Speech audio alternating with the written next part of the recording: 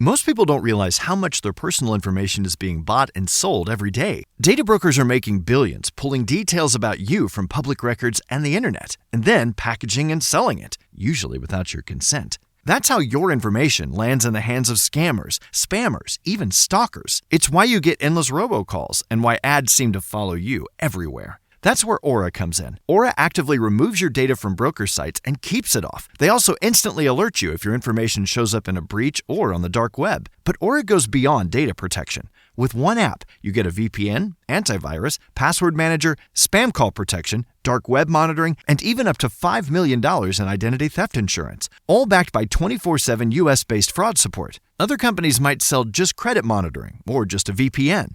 Aura gives you all of it, together, at the same price competitors charge for just one service. Start your free trial today at aura.com/remove. Protect yourself now at aura.com/remove. The following is brought to you by the Social Suplex Podcast Network.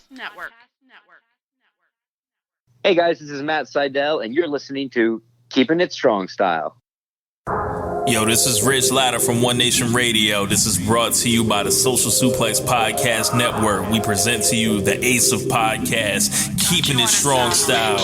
Let's go. It's the Ace of Podcasts, Keeping It Strong Style. Covering New Japan, they ready to hold it down. Jeremy Donovan and the young boy Josh come and hit a job out in Barrio the Frogs. From the Tokyo Dome over to the G1. Social Suplex is the network where we can get it done. I'ma chill and let them have it, cause this is just an intro. Keeping the strong style, 6 stars from the get-go, boy. Yeah, from Tampa Bay to the Tokyo Dome, this is Keeping It Strong Style with your hosts, Jeremy Donovan and the young boy Joshua Smith. And thank you for listening. Welcome to Keeping It Strong Style, the Ace of Podcasts on the Social Suplex Podcast Network. Jeremy Donovan here with the young boy Josh Smith. On today's show, we will discuss the NJPW change of ownership and best of the Super Junior nights 8 through 10 and cover all latest news in the world of New Japan Pro Wrestling. Please support our show by subscribing and following the Social Suplex Podcast Network and Keeping a Strong Style on the podcast app of your choice and leaving a rating and review. You can also get all the network's podcasts and newsletter over at socialsuplex.com. If you enjoy this podcast, please consider making a one-time or monthly donation by visiting socialsuplex.com/donate and click on the donate button under the Keeping It Strong Style logo. And we are streaming live right now on patreon.com/KI Strong Style.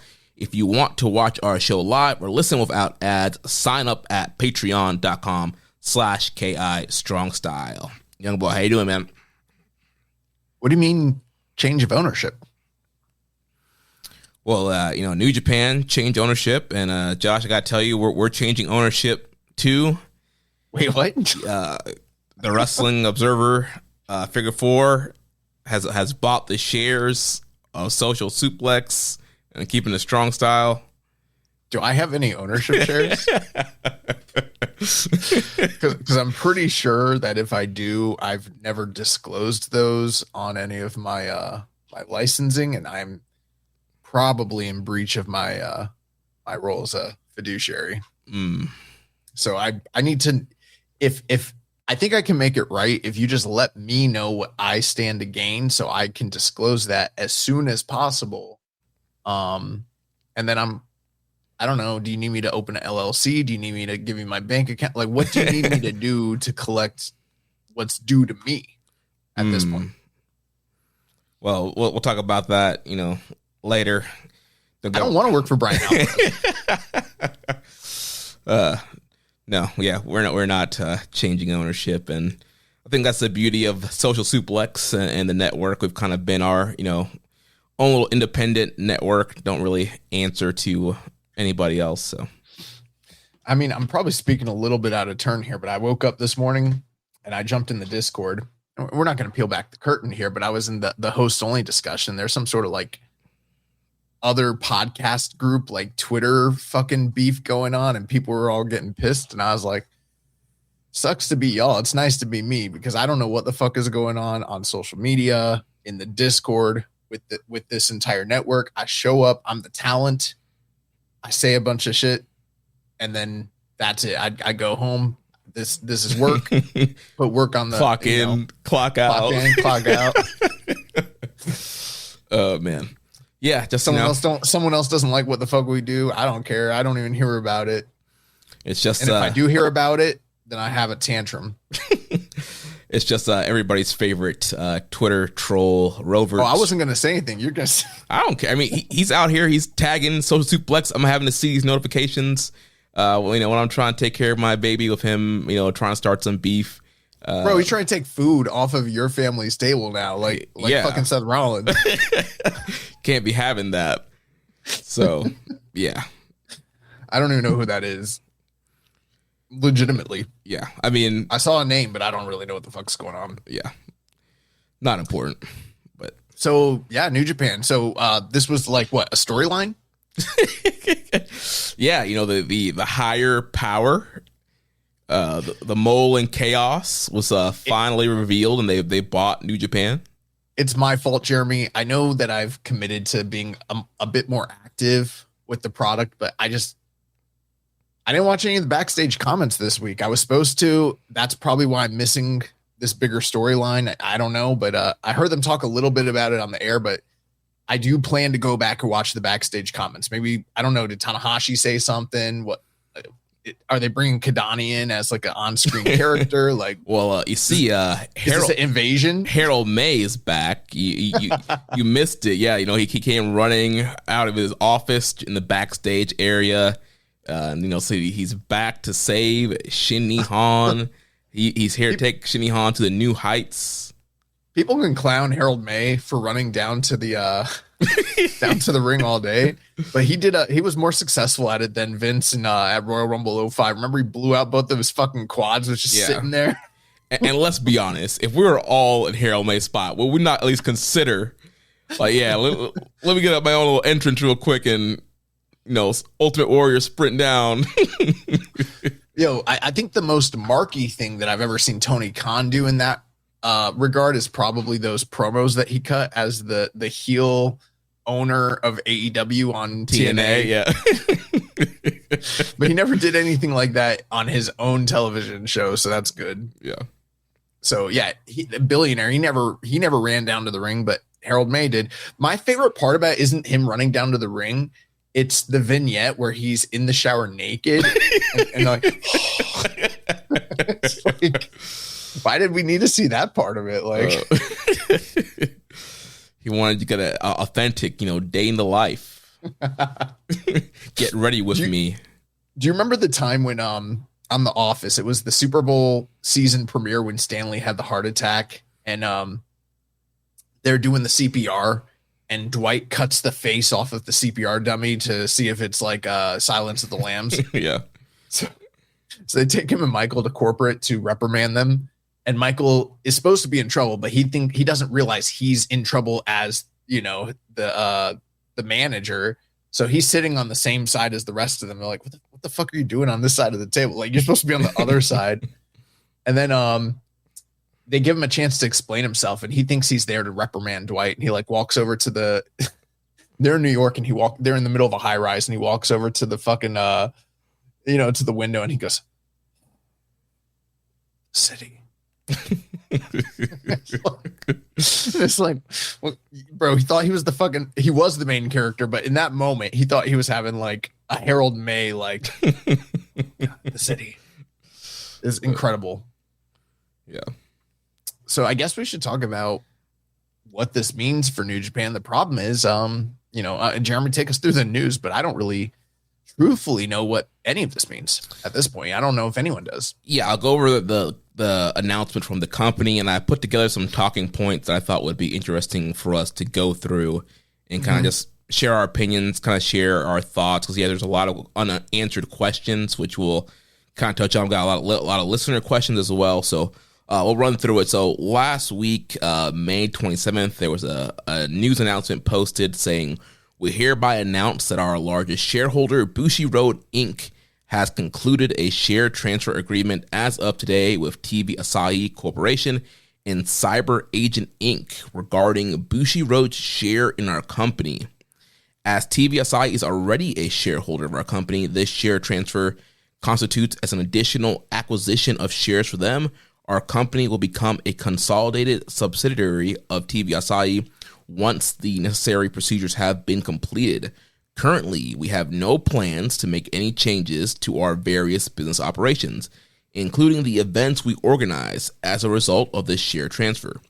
We would like to express our gratitude to Bushiroad, which has supported our business for many years as our largest shareholder, and we look forward to working together with TV Asahi and CyberAgent to further expand our business.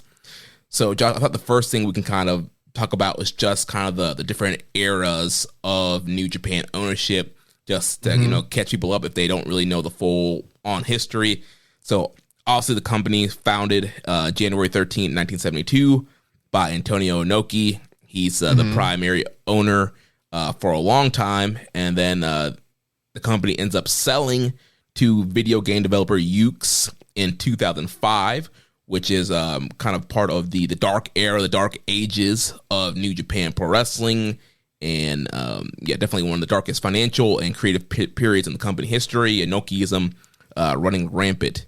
And then we had Bushiroad coming in the picture. They acquired New Japan from Yuke's in 2012, which then led to what a lot of people call it the golden era of New Japan Pro Wrestling, the rise of Tanahashi, Okada, Omega, Nakamura, AJ Styles, a lot of the names that probably most of our listeners are familiar with, and the era that most people fell in love with New Japan Pro Wrestling.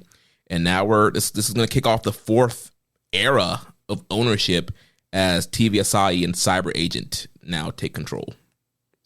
Yeah. One thing I would say is I don't know that I would classify Yuke's and their era as being the de facto dark ages. I think that their purchase was at the basically tail end of those dark ages. Their purchase of the company was New Japan starting to try and recover from the Inokiism, which basically necessitated the sale to take place in the first place. The other thing too is without going fully in depth, there's a lot of different kind of eras and iterations that existed from 72 to when did Yuke's buy it? That was 05? Yeah.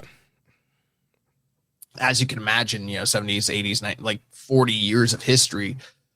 I believe the biggest and probably most significant change that took place during all of that was in the mid to early 80s. There was a embezzlement scheme that took place with Antonio Inoki and business partner Shinma, where they were, without going too deep into it, there was an embezzlement issue. Shinma got ousted from creative and from the company. Antonio Inoki was almost on the way out. This kind of led to the launch of UWF, the shoot off brand of New Japan, and so on and so forth. And eventually Inoki obviously stayed with the company, but his role, he always kind of was the de facto figurehead and, final boss and say of the company. But he did have to kind of take a back seat for a period there. There was a transition of creative and of how the company operated post mid 80s into the remainder of their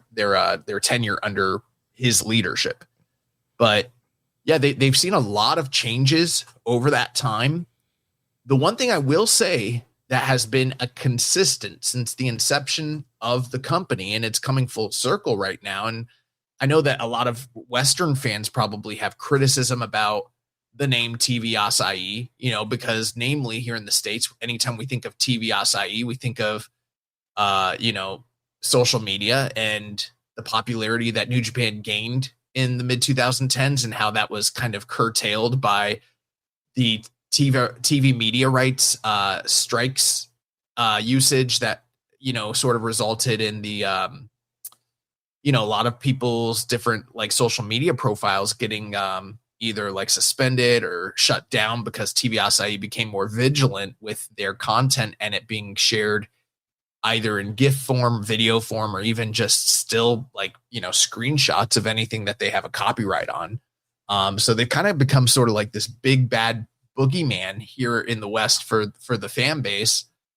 But the reality is, putting that aside, and I guess we'll talk a little bit further about that, but since the inception of this company, the channel that they have always aired on in perpetuity has been TV Asahi, going so far back that they existed previously as Net TV in the 70s, and that's where New Japan first found their initial broadcast home. I can't say for sure that TV Asahi has always had equity in the company, although I kind of believe that to some degree that's always been the case, going back to at least 74. But I know 2005 when Ukes purchased had shares in the company by that point, but I believe they've always had a hand in the ownership of the company, even if it was extremely minor. Of course, the one last thing I will say is the fact that in Japan, and I'm no media rights expert when it comes to Japan, but we know a little bit from doing this show. The biggest thing is with television rights and their footage, it's never owned by the company that is producing the content the way it is perhaps in the States, but like over Japan, whichever channel is broadcasting that content, they own it, which is why most wrestling companies don't own their own video libraries. And so all of New Japan's video library essentially has primarily been owned by TV Asahi, even stuff that doesn't air on TV Asahi because their streaming channel, New Japan World, is offered through TV Asahi and their library. They own all of they've already had ownership over the entirety of New Japan's media to date. And now this just kind of all comes full circle anyways. Yeah, I think a lot of people don't fully realize how much TVSI has kind of been a player in the history of New Japan, especially when it comes to New Japan World, because they kind of own and operate the streaming service as well. Let's dive into the deal breakdown here. So Bushiroad sold its entire 70% stake. This is going to go effective June 30th. So TV Asahi and some on the research I did, that they've been a minority owner since 1973. They own. Oh, I was almost right. Just about since the inception. Yeah, and they own New Japan World video rights. And then CyberAgent, we know, is the parent of Noah, DDT, and Tokyo Joshi Pro. So they each hold 46.3%, with roughly 8% being held by minority shareholders. Bushiroad received approximately 22.6 million USD for its stake. The total company valuation came in around $32 million USD, which is pretty low when you look at what New Japan was valued at in 2019, which was 126 to 158 million. And this deal was ratified at Bushiroad's board of directors meeting on May 27th. Josh, any thoughts on the price that they sold it for and just kind of where the company's currently at versus what they were valued in 2019? Well, a valuation is just that. It is what people in the market believe the company is worth. But what something is truly worth is really just going to come down to what the market dictates it's worth. And what I mean by that is how much is somebody willing to purchase this thing for? You know what I mean? Mm-hmm. To give you an example, it's like you can buy something. I'll give you an example right now. I just very recently, I was at an antique mall. I found this extremely rare Midwestern punk LP vinyl that I did some research on it before I bought it. It was a really good price, and I could see that it's valued as something that is fairly rare and fairly valuable. So it's definitely worth something. But I don't know how big the market is out there for me to like literally list it on, say, eBay and be like, hey, how many of y'all ever heard of this? Y'all want to give me $150 for this shit right now? You know what I mean? Like, yeah, it's only worth what someone is willing to pay you for it.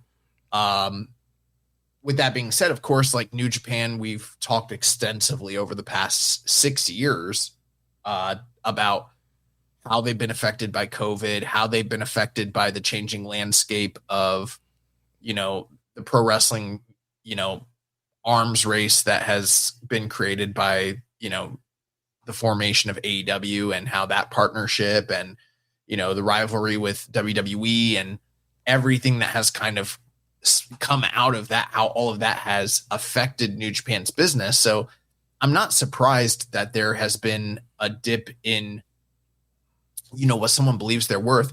Let me ask you, Jeremy, the whole thing about their valuation from where was that pre-COVID era? Where are those numbers coming from? Because it's like, if it's coming from Dave, I don't know if that's just him or if that was something that New Japan and Bushiroad had put out at the time. Like, where are we getting that stuff from? Yeah, so I pulled stuff from The Observer. Also, Voices of Wrestling had something out on their Patreon as well.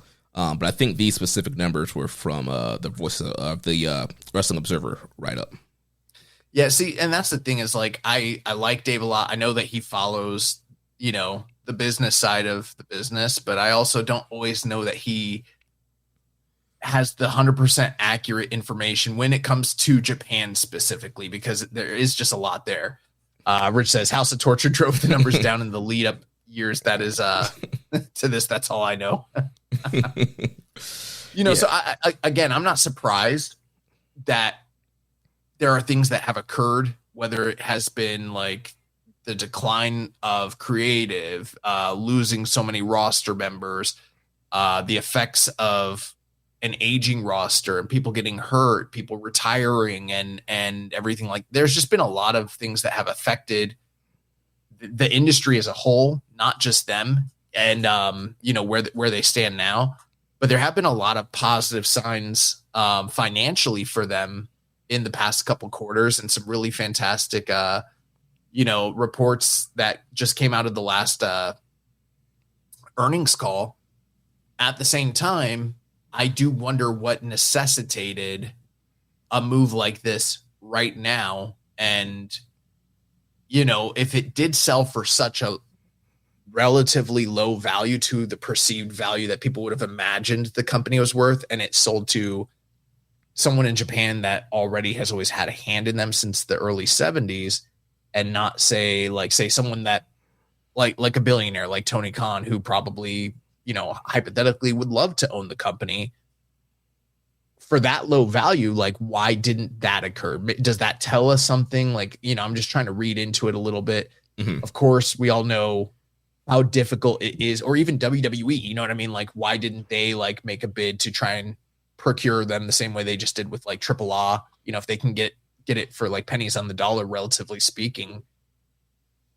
With that being said, we've talked extensively in the past about how difficult it is to run, operate, and promote a wrestling company in Japan if you are not a Japanese company yourself. Yeah, and that 2019 valuation. So obviously that comes after New Japan and Ring of Honor sell out Madison Square Garden. That's going into the first double Tokyo Dome. So yeah, things were riding high then. So even if the numbers aren't quite as accurate, I mean, it makes a ton of sense that they're doing the best they are internationally. They're going, they're doing these big double dome shows. At 2020, you still had Okada, Naito, Tanahashi, Jay White. Going into the pandemic, you still had a ton of top guys. So the business was, in a really great spot. And like you mentioned, pandemic happens.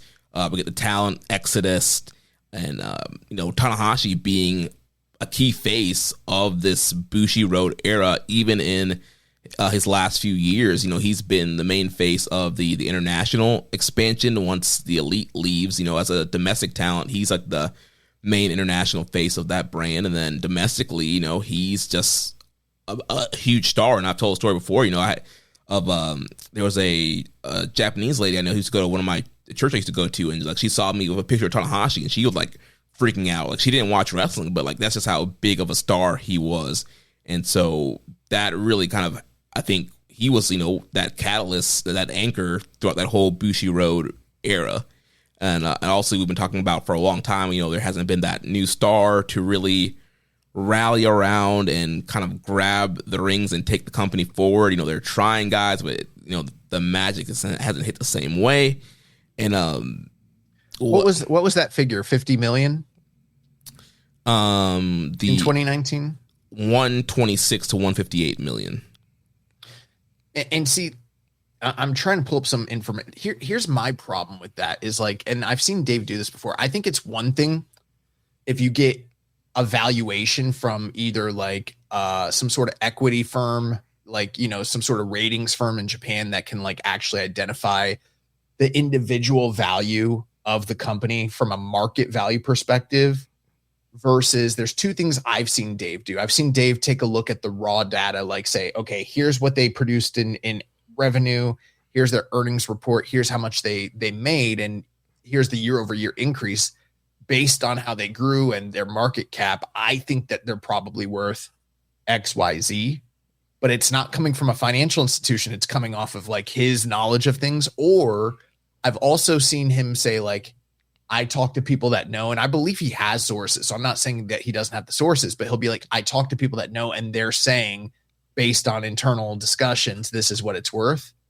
But the financial information is just not publicly out there. And why I call maybe potentially bullshit on this just personally is because New Japan in 2019, they were generating record setting annual revenue that year, but they weren't ever like publicly valued as a standalone corporate entity apart from Bushiroad sports division. So it's hard for me to say like, yeah, they were really worth that much prior to this. And of course, I do think they probably, let's say they had sold then, they probably definitely would have sold for a lot more. But it's hard for me to put any stock in those numbers unless I see a real true blue, like I need a cited source. We want to see the Excel sheet. Yeah, I need to know where that number is coming from, and if it's some sort of like bank or some sort of you know, ratings firm or something like that, and it's not just like Dave doing like sports math. Yeah. And you know, something else you mentioned about the business, you know, kind of there being some high spots in recent years. Obviously, you know, we just attended you know, sold out Tokyo Dome, and there was one insider who said the brand is strong, the dome sell was real, but without a clear post-Tanahashi commercial draw locked in, the ceiling on what a buyer will underwrite is limited. So to me, it kind of seems like getting out at the right time. Like you just kind of had this huge monumental moment. You sold a dome out for the first time in forever. It seems like a kind of a good jumping off point. I think for Bushiroad, it makes a lot of sense on the one hand because they already own the library. They're going to continue to be in business with New Japan regardless of whether this sale had gone through or not. And if that partnership is going to persist, why wouldn't they perhaps take a stronger, you know, revenue stake in everything, or ownership stake? As far as the, you know, Abima / you know, cyber fight thing, I think that sort of also makes sense because they already have their hands in the pot of so many other domestic Japanese wrestling companies, and they're having success. And New Japan is obviously the market leader domestically in that country. There are already some, what's the word? God, I was literally thinking of the, this word a few moments ago. It's like it doesn't matter. There's a bunch of like kind of overlaid like intersections anyways, where New Japan has worked through the past few years. Synergies. That's what I was thinking of. There's already been synergies between them working with Noah, them working with DDT again, you know, the United Japan Pro Wrestling partnership and everything that's going on with that. Plus like Abema has already been, you know, kind of putting their hands in the pot with like broadcasting both Noah and New Japan at different points as well. So some of this isn't totally out of left field. I just think that it came out of, there was no specific indicator that this was going to take place. You know, even a week ago, we weren't like, oh yeah, they're gearing up for a sale. All the same, I think we've been speculating for years now, could and should this ever happen? Like what's going to potentially take place there? And I've always been afraid of potentially some sort of Western force coming in and buying this thing. And who's to say that still couldn't happen? You know what I mean? Like there's nothing here that I know. Obviously we don't know the details of the agreement that they're signing, but, or even how those things work in Japan. But I don't think that this necessarily means like, oh, that we've been saved by, you know, Japanese television company and we're good to go. You basically, it's a whole new frontier. anything could happen. You know, when Yuke's purchased New Japan, that lasted less than a decade. It was a relatively short amount of time that they actually owned and held the company before they sold to Bushiroad. Yeah. And I think there's a lot of reasons why it makes sense for Bushiroad to sell. And, you know, we've had Fraser Japan, good friend Fraser. He's, a shareholder, and he's kind of explained a lot of the business stuff in Japan. Also, you know, Bushiroad, their core business is card games and, anime.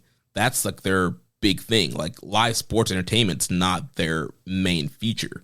And I think we've kind of seen that even most recently with a lot of comments from wrestlers and the rumors about wrestlers not liking Kadani. Like clearly it kind of seems like, New Japan wasn't that big of a priority for Bushiroad. And when it was doing really well, like, yeah, they were very happy. But then, as things took the downturn, like there wasn't a huge priority to, dump a bunch of money to get that going.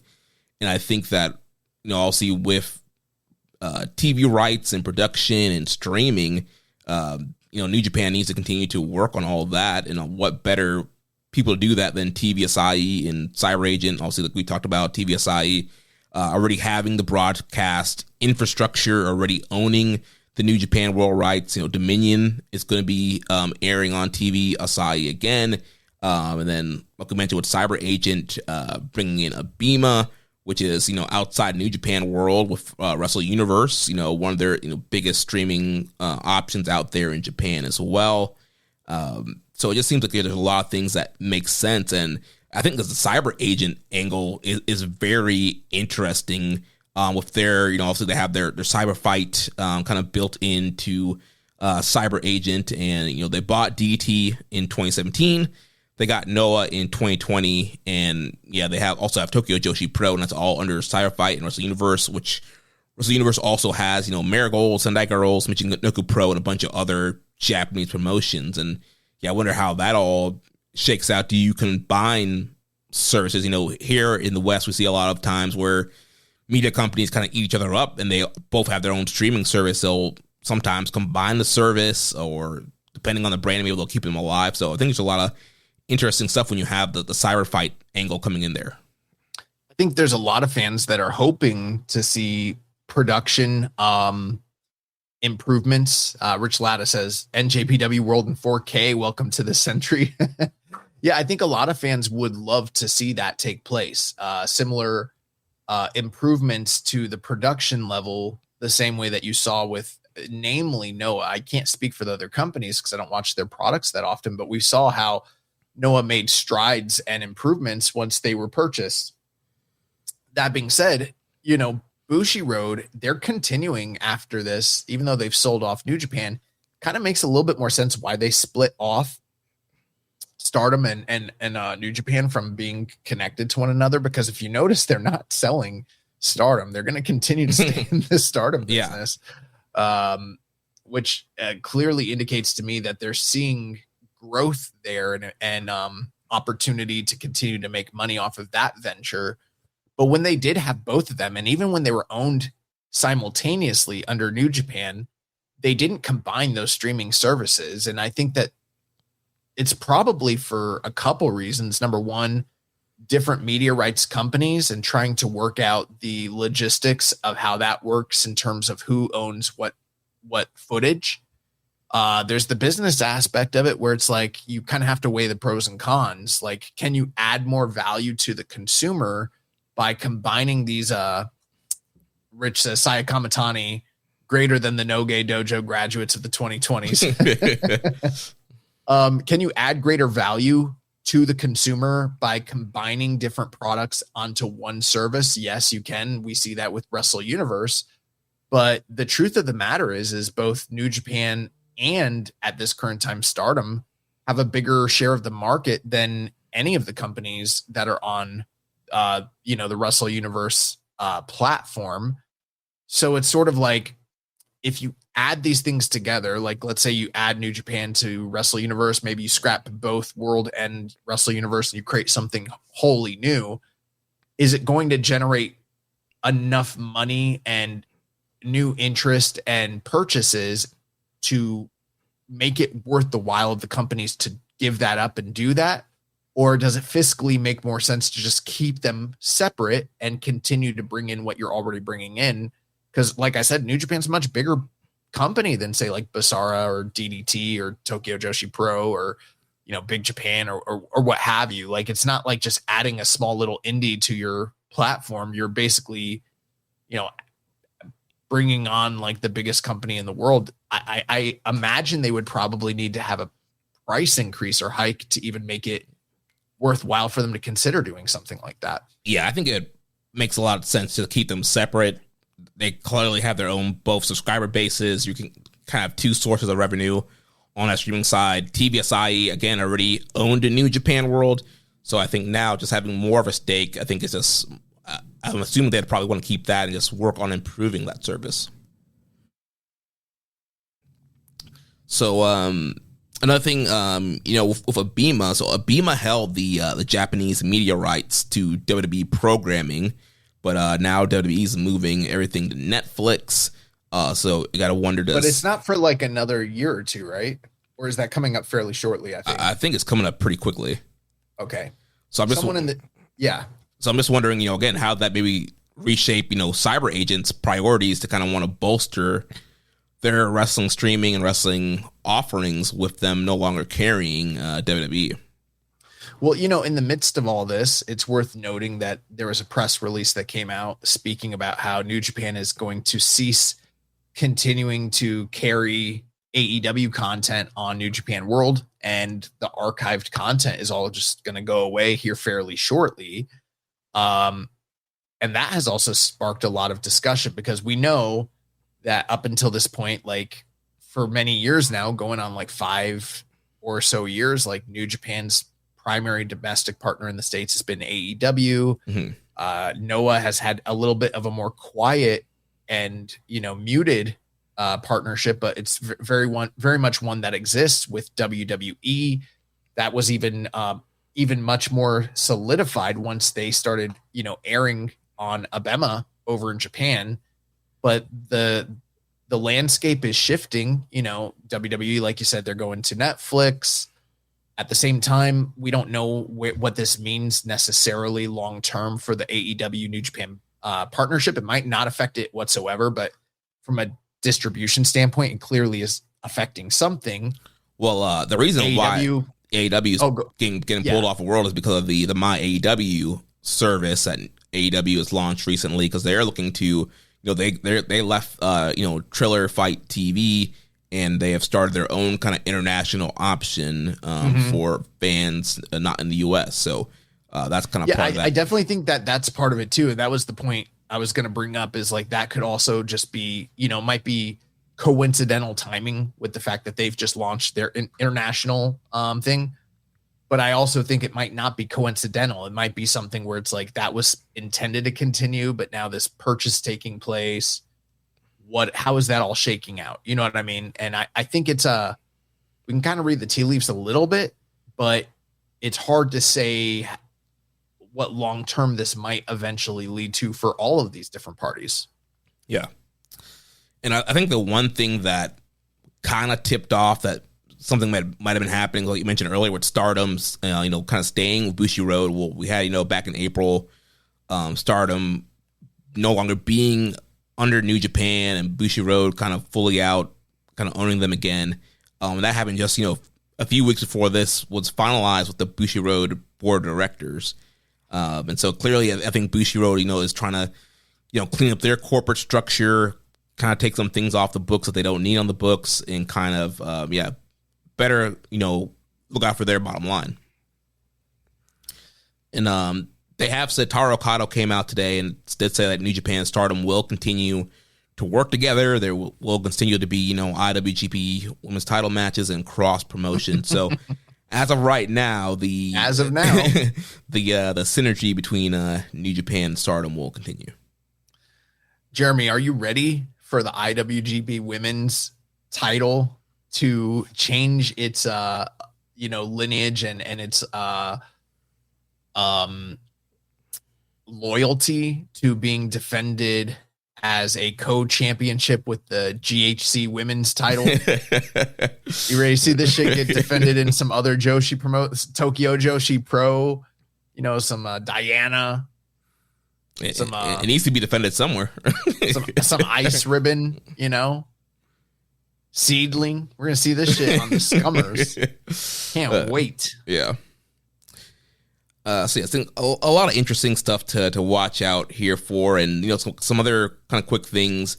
I think another reason with the selling, Kadani has been on record to say, he wanted to get New Japan up to UFC and WWE levels, and clearly that didn't happen. And definitely post-pandemic was not going to happen. We saw the sellout of the Dome recently, and the 3.56 million TV viewers on TV Asahi. So it seems like there is still some kind of brand power that lies within that needs to be continued to tap in on.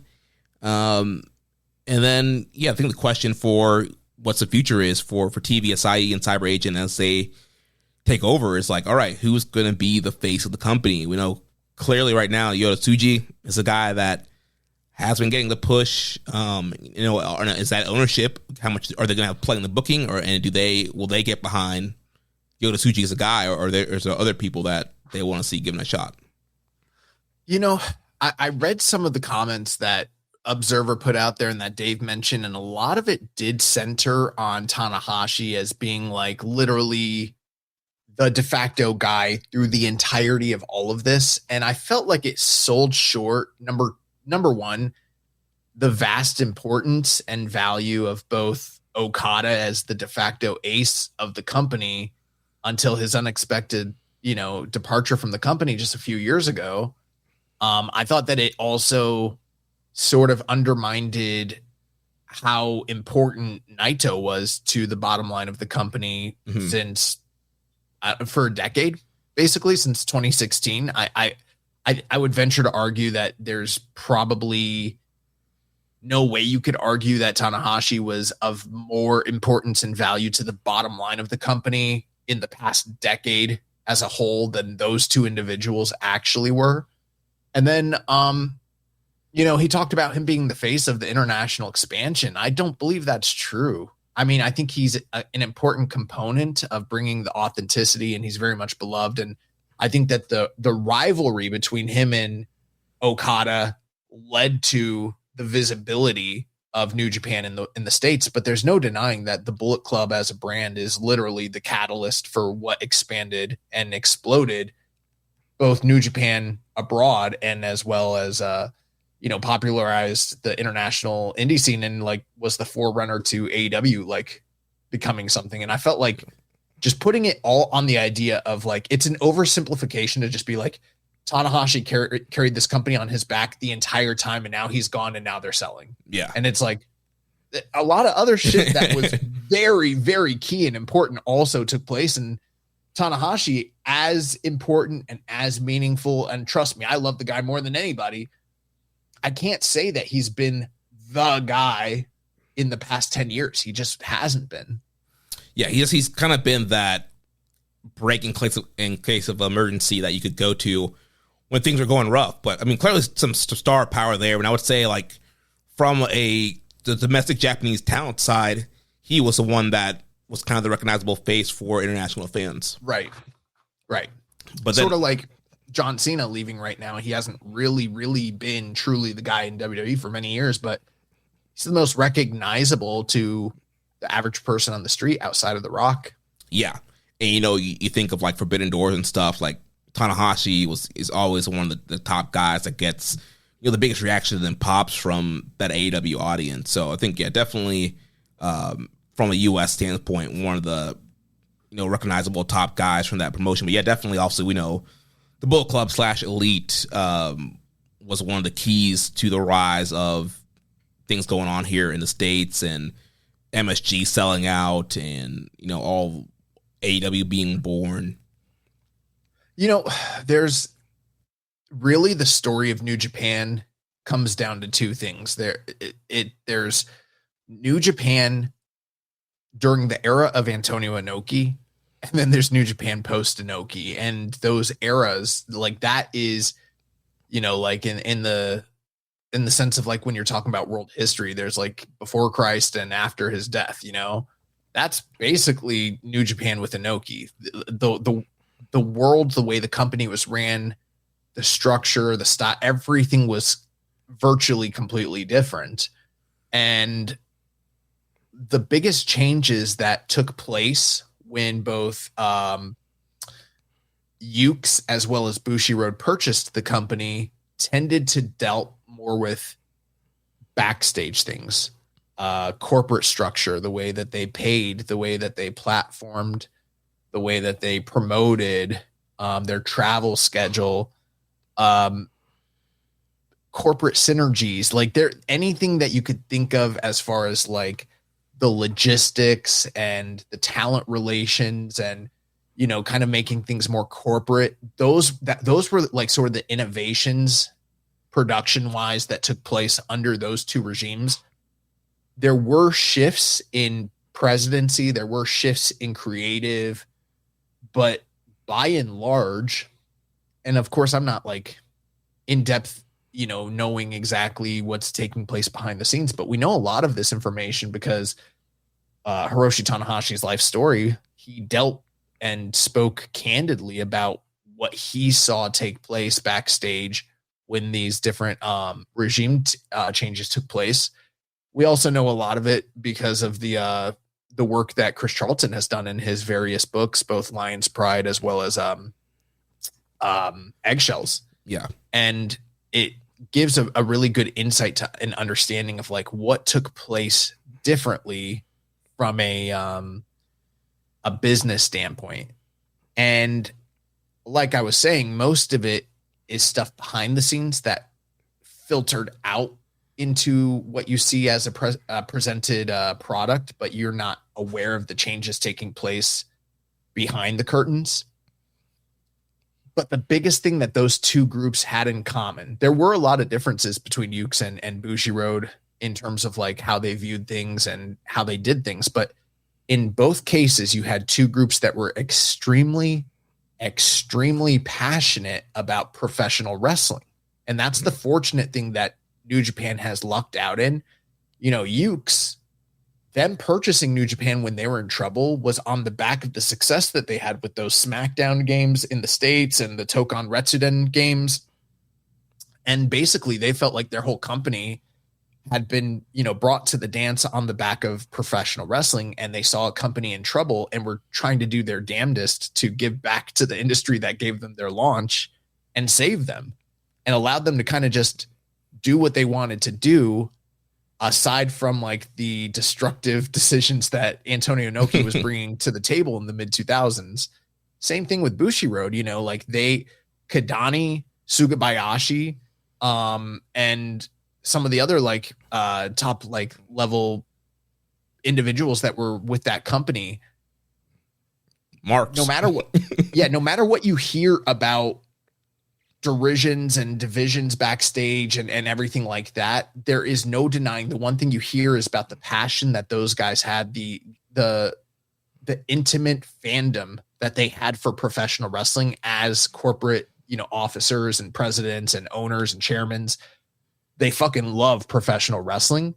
You know, you're going to hear different levels of, depending on who you talk to, different levels of like, how much did they understand the wrestling business? Some of them did, some of them didn't. Apparently just, you know, there's different opinions on that, but they were deeply, deeply invested in the idea of running a professional wrestling product properly. I'm nervous about whether this will persist or not when it comes to this new ownership, because we do know what they're saying in terms of the press release. You know, the press release says like, hey, nothing's changing. It's just a change of ownership and everything else day to day is staying the same. Well, that's what almost every single press release says when it, you know, because you don't want to rock the boat and scare the shareholders and, you know, cause panic. So it's always your primary concern to, Rich says, how happy is Shingo Takagi that New Japan was sold domestically? It's always their primary objective to steady the ship, make things stay equal until they're ready to make a big move, whatever that might look like. But there will be shifts. And I don't know if this is a temporary ownership change. I don't know if we're seeing like a consolidation of power. I do have concerns about the idea of CyberAgent having a corner on the entire market, because historically that's not usually a good thing. At the same time, it does open up the door for a greater working relationship between these companies, and maybe as a fan that adds some value, but it remains to be seen. I can't sit here and say I'm optimistic about the prospects, because I don't know who's going to be at the helm. I don't know what management is going to bring to the table. I'm hoping that the improvements that we saw that came under Bushiroad and that were furthered under Ukes and then furthered under Bushiroad, that somebody that's purchasing this, whoever that management group is, that this isn't just like we're going to chop them up for parts and, try and treat this shit like a private equity group and get the most value out of them and sell them off. I'm hoping it's nothing like that. I hope that they're in it for the long haul and they're invested in increasing the value of the company by pouring into it and allowing it to be something that it could be. Yeah. And two closing quotes here, and then we'll get into all the questions we have. So from Kadani, he says, although parting ways with Bushiroad, I can confidently say that the future of New Japan Pro Wrestling is brighter than ever. And Tanahashi says, our mission is to create the best possible wrestling and provide entertainment for all of you remains unchanged. So we'll see if they hold to those words. So first question we got here from Rambo and Slam Pig. Do you believe that the new corporate ownership will lead to increased spending on talent, either domestic or foreign? I don't know enough to say that, and that's that's a great question. And it's just one of those unknowns right now. We do know that something needs to be done to lock up the talent that they have to long-term commitments to provide stability for the fans and the wrestlers involved. And it is going to come down to their livelihood, because that is the main major driving force for why so many people are jumping ship and going, namely to AEW, some to WWE, but the majority of those guys are going to AEW. And it's because that's where they're able to get paid the most money. Yeah. So I think it's going to be a big thing. And we've already seen that they've kind of already started making the shift to multi-year contracts. Guys like Callum Newman, Hanare, a lot of these guys are starting to get 2 to 3 year deals, which is a great thing. So hopefully under this new ownership, they see the value in that. And yeah, like you mentioned earlier, pour into the company and get more money. And hopefully, they can lock guys down for longer and also, make a competitive play for international talent. Rambo also asked, do you believe that new corporate ownership will lead to improvements to NJPW World, such as streaming quality, better cameras, etc.? Or does TVSI, already having been a minority owner and the driving force behind the current streaming service, mean improvements are unlikely in the near future? I think it's possible, but I'm leaning toward more to it's unlikely, because they've already been like the owner. They already own the fucking product. Yeah. So, but maybe CyberAgent will have a play in that and say, hey, yeah, we got them 4K stuff here with Noah. We want to help you guys out and improve the quality. Yeah. I mean, let me put it this way. Is like, I know for a fact that there's been plenty of opportunities when they come stateside to get better camera production teams to produce their product, but fiscally, for whatever reason, they've just always said no. The only time they had really, really great production here is when they were partnered with Access TV. And over in Japan, they have a particular setup and structure to how the production is done and with which groups and which cities. I don't know if they're going to rock the boat on that. Again, I don't know how all of the, the finances work. Maybe things will shift and change with the new, ownership. I don't know. I hate saying I don't know so much, but it's true. Have to, nobody we really don't know. Yeah. If I were guessing, I would say I would be so happy to see any sort of improvement at this point, because it's been I don't know, we're coming up on 14 years of, almost 15 years of this streaming service existing with very few actual camera production improvements over that time frame, and it's time for that to take place. Yeah, even just like updated graphics, the nameplates. I love in Stardom where the stats kind of fly up on the screen. Like, give us something. That stuff's great, Jeremy, but I just need HD. Like, period. I am so sick and tired of watching in like 720 or 1080p or whatever the fuck it is. Like, I don't like when someone wins a title and the fucking confetti goes over and the entire thing is buffering and you can't see anything. And it's like, dog, like that is 2026, man. Like AI is about to fucking ruin the world. You guys haven't figured out how to stream a clear picture on the internet yet? Like, come on, dude. Yeah. Next question from Make Way for Slide. Is Bushiroad's divestment of NJPW an indicament of NJPW's booking, a matter of NJPW not being profitable enough, or both? Bushiroad's decision to not divest from Stardom puts NJPW in a bad light either way. I think it could be an indictment. I don't know for sure, because again, I'm not privy to those conversations, but you have to wonder, with so many recent quarters of underperforming numbers, and then suddenly things turn around. They have this big, sellout in the Tokyo Dome and blah, blah, blah.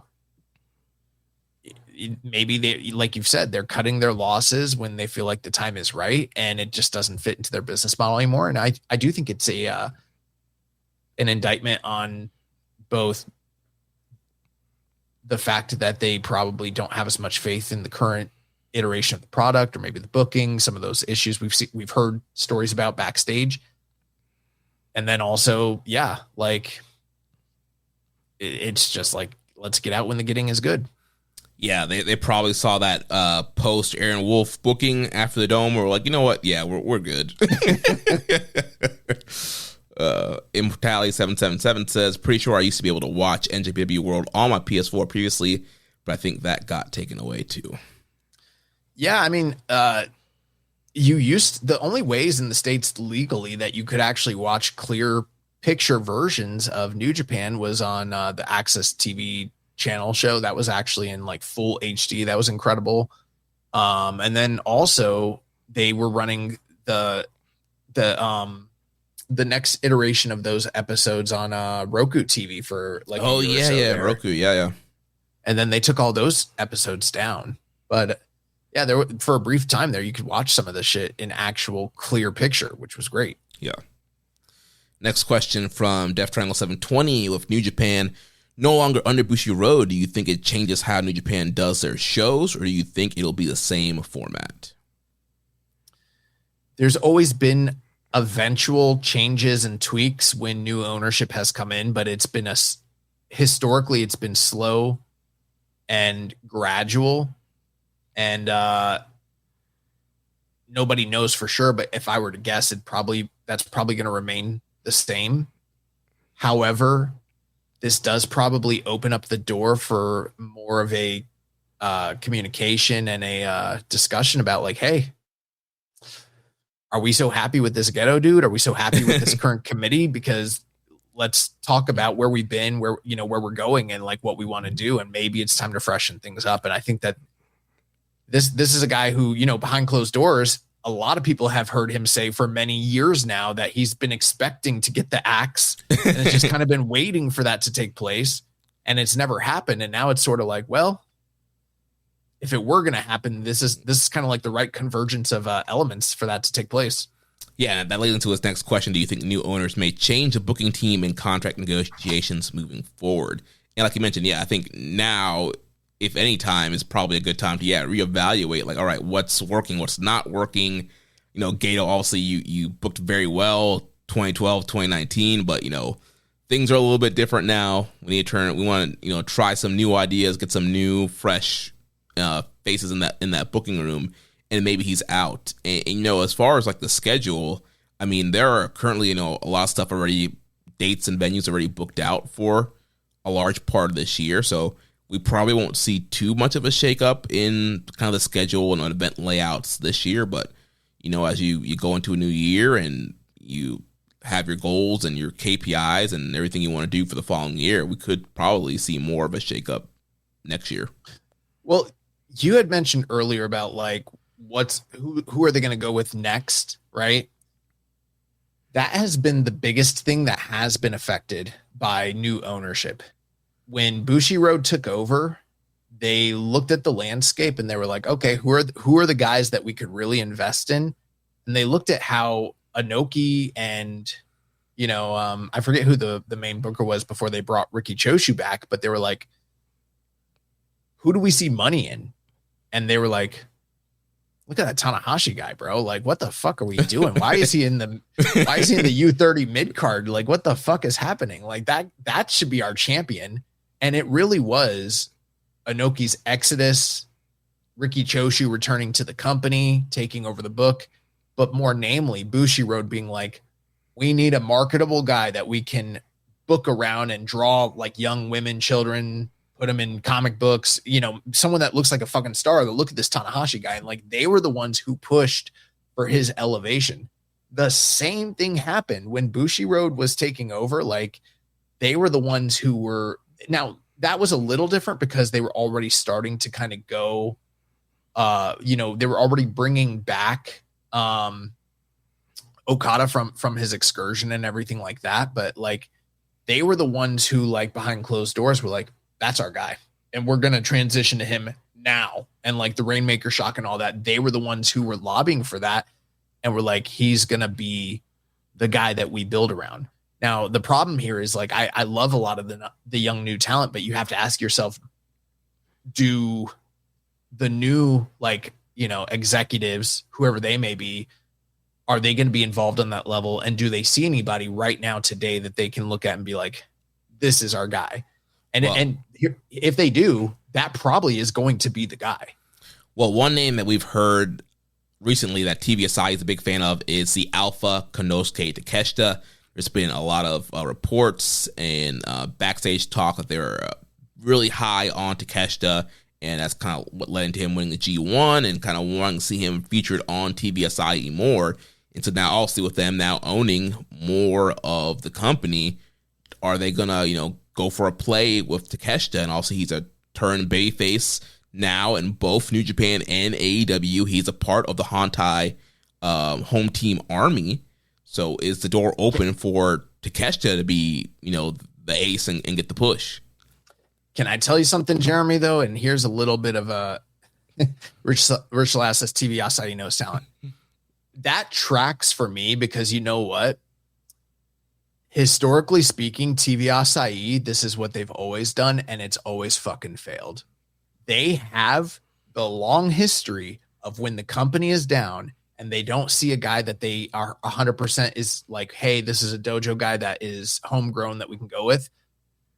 Shit, let's look outside and let's break glass in case of an emergency and bring in whoever they could just look at physically as a big star and try to make that guy work. And it has always fucking failed. And it failed with Takeshita. Now there's other reasons. It has nothing to do with him as a talent, but there's a lot of reasons that it didn't work with Takeshita. But like, bro, they tried to do the same thing with Bob Sapp. Bob Sapp was some of this was Inokiism, but it was also TV Asahi. This is how far back they go. They've always been involved in this shit. They did it with him. They did it with Takayama. They did it with fucking Ogawa. They were like big on Ogawa. They wanted him to. That's part of the reason why they shot on fucking Shinya Hashimoto and shut him down. Like TV Asahi had a huge hand in that shit. And they've done the same thing with a few other like outsiders that Brock Lesnar is another one. These like, do you see the trend I'm talking about here? Yeah. It's like when they don't have the vision and faith for a domestic guy that they can go with, they always look for big, strong, muscular, tall, guy that they're like, that's someone we could put on posters and magazines and that will do numbers. But they don't always, as long as they have been involved in the wrestling industry, they're really just the television production. They're not like management, and they haven't always gotten it right when it comes to that shit. They've been wrong most of the time. Yeah. Most people don't realize how much their personal information is being bought and sold every day. Data brokers are making billions, pulling details about you from public records and the internet, and then packaging and selling it, usually without your consent. That's how your information lands in the hands of scammers, spammers, even stalkers. It's why you get endless robocalls and why ads seem to follow you everywhere. That's where Aura comes in. Aura actively removes your data from broker sites and keeps it off. They also instantly alert you if your information shows up in a breach or on the dark web. But Aura goes beyond data protection. With one app, you get a VPN, antivirus, password manager, spam call protection, dark web monitoring, and even up to $5 million in identity theft insurance, all backed by 24/7 US-based fraud support. Other companies might sell just credit monitoring or just a VPN. Aura gives you all of it, together, at the same price competitors charge for just one service. Start your free trial today at aura.com/remove. Protect yourself now at aura.com/remove. And it didn't work with Takeshita, and I don't think it could work with Takeshita unless, like we've talked about, unless he cuts ties with America and DDT. And that's not going to happen. Yeah. I do think that putting him in Hantai is a good move to try and go that way, but yeah, I don't know if he's not fully devoted, if he's ever going to really catch on. I don't see it. Next question from Few Soldier 2780. Do you think Naito will get that Rey Mysterio stem cell treatment and come back to NJPW now it's not under Bushiroad? Wait, he said who's going to get the stem cells? Naito. Naito. I don't know. I don't know enough. You know, we've heard stories, but I don't know enough even about the rumors about the issues that he had with Kadani or what have you. But I hope he doesn't come back. I hope he stops wrestling, bro, because he can't do it anymore. Yeah, I mean, if he somehow gets, like what Rey Mysterio's been getting and can turn the clock back, then sure. But yeah, if he's what we saw at that Noah show in Japan in January, I'm good. But that is an interesting talking point, though, because, there's a lot of wrestlers who've had issues with Kadani, with Bushiroad management. I mean, even, recently Yota Tsuji, his comments towards Bushiroad. So there definitely clearly has always been a kind of this wrestler animosity between Bushiroad. And I wonder, out of some of the domestic guys who've left, with Bushiroad being out of the picture, does that open the door for some guys to come back? I mean, they're clearly not in a role or spot where they can be particular and thumb their noses up at, valuable talent that could potentially lend a hand to their bottom line. But at the same time, they're going to have to be selective with all this because we don't know how that. I think the biggest question I have has more to do like with the cash infusion, what kind of spending is going to be taking place on the product for the talent. And do you want someone who has a huge high price tag like Tetsuya Naito coming back in with so little upside? Like, yes, would it give a short-term boost to the ticket sales? Yeah, but to me, that's a guy that screams big shows only once or anywhere between 1 to 3 times a year only, dome shows and big giant arena shows, and that's it. And some people won't even like that idea of like him being used as a part-timer, but like to me, that's where the value is. Yeah, make him a special attraction. Yeah, he's an attraction guy. And the truth of the matter is should probably be putting over not everybody, obviously. You diminish the value of bringing in someone like that, but like probably needs to lose to whoever their ace level guy is gonna be next. Yeah. Next question from Dark Soldier. I think the booking team will change with new owners. Will it just become one booker like before? So we kind of touched on that already. I don't know that it's ever really truly been just one booker. Even when, say like the most famous instance, like Ricky Choshu had the book. My understanding is he's always like worked with a committee himself as well. I think there's always been a committee. Yeah, I think, kind of with Gato. Obviously, Gato is the one that kind of gets put down for the awards and gets all the acclaim, but it always kind of sounded like, like Jado was in the mix and there were some other guys that were always in the room with him. Next question from Ethan. If NJPW turns into a Japanese version of TNA or AAA, will this be a wrap for KISS? Yeah, probably. I mean, for real, like if I don't believe this is what's happening, but if it shakes out to where it's like this is the end of the AEW partnership, and then it opens the door for some sort of like foot in the door for TKO, and then they become a feeder, like a legitimate like feeder system, the way that like AAA and TNA have become, and all of that. Like, I probably won't continue to do the show. Well, I don't know. It sounds like, things are popping off in AAA with El Grande Americano versus original. No, his name is the Great American. Yeah, I heard about the Great American versus the Great American match, and I would like to check that match out, but I haven't seen it yet. Although, Jeremy, that's one thing though I did have a problem with, is like I saw people saying match of the year level, and that's cool. If friend of the show Zach, he said it was pretty fun, which, like, to get him to admit a WWE level thing and him saying pretty fun to me, I'm like, oh shit, this thing's gonna rule. Yeah, because even Rich today was like, yeah, it was worth a watch. Rich said it was great. Yeah, and, for Rich to admit it was great, then it's probably great.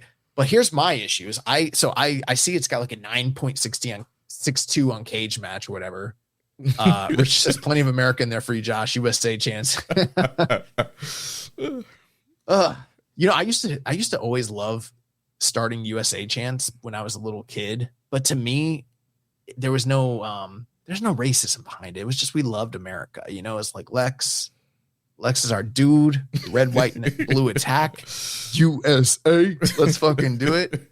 Bro, I started several USA chants at SummerSlam 93 in Detroit. Okay. Like I was like 6 or some shit like that, but I got him off. But now when I hear a USA chant at like a UFC show or like some not like a WWE show, I'm like, that shit feels racist as fuck, dog. Like, you don't feel the same. Like, it's not hitting like that. Oh yeah, here's my issue. So I see the scores. Scores look great. I saw a couple clips. Clips look great. I start reading the comments, and they're like, WWE has saved Mexican wrestling. This is the authentic lucha libre. This is AAA's version of Stone Cold Steve Austin versus The Rock. Who would have imagined Ludwig Kaiser, a Hulk Hogan era level draw and main eventer? Just listen to the reception and blah, blah, blah, blah, blah.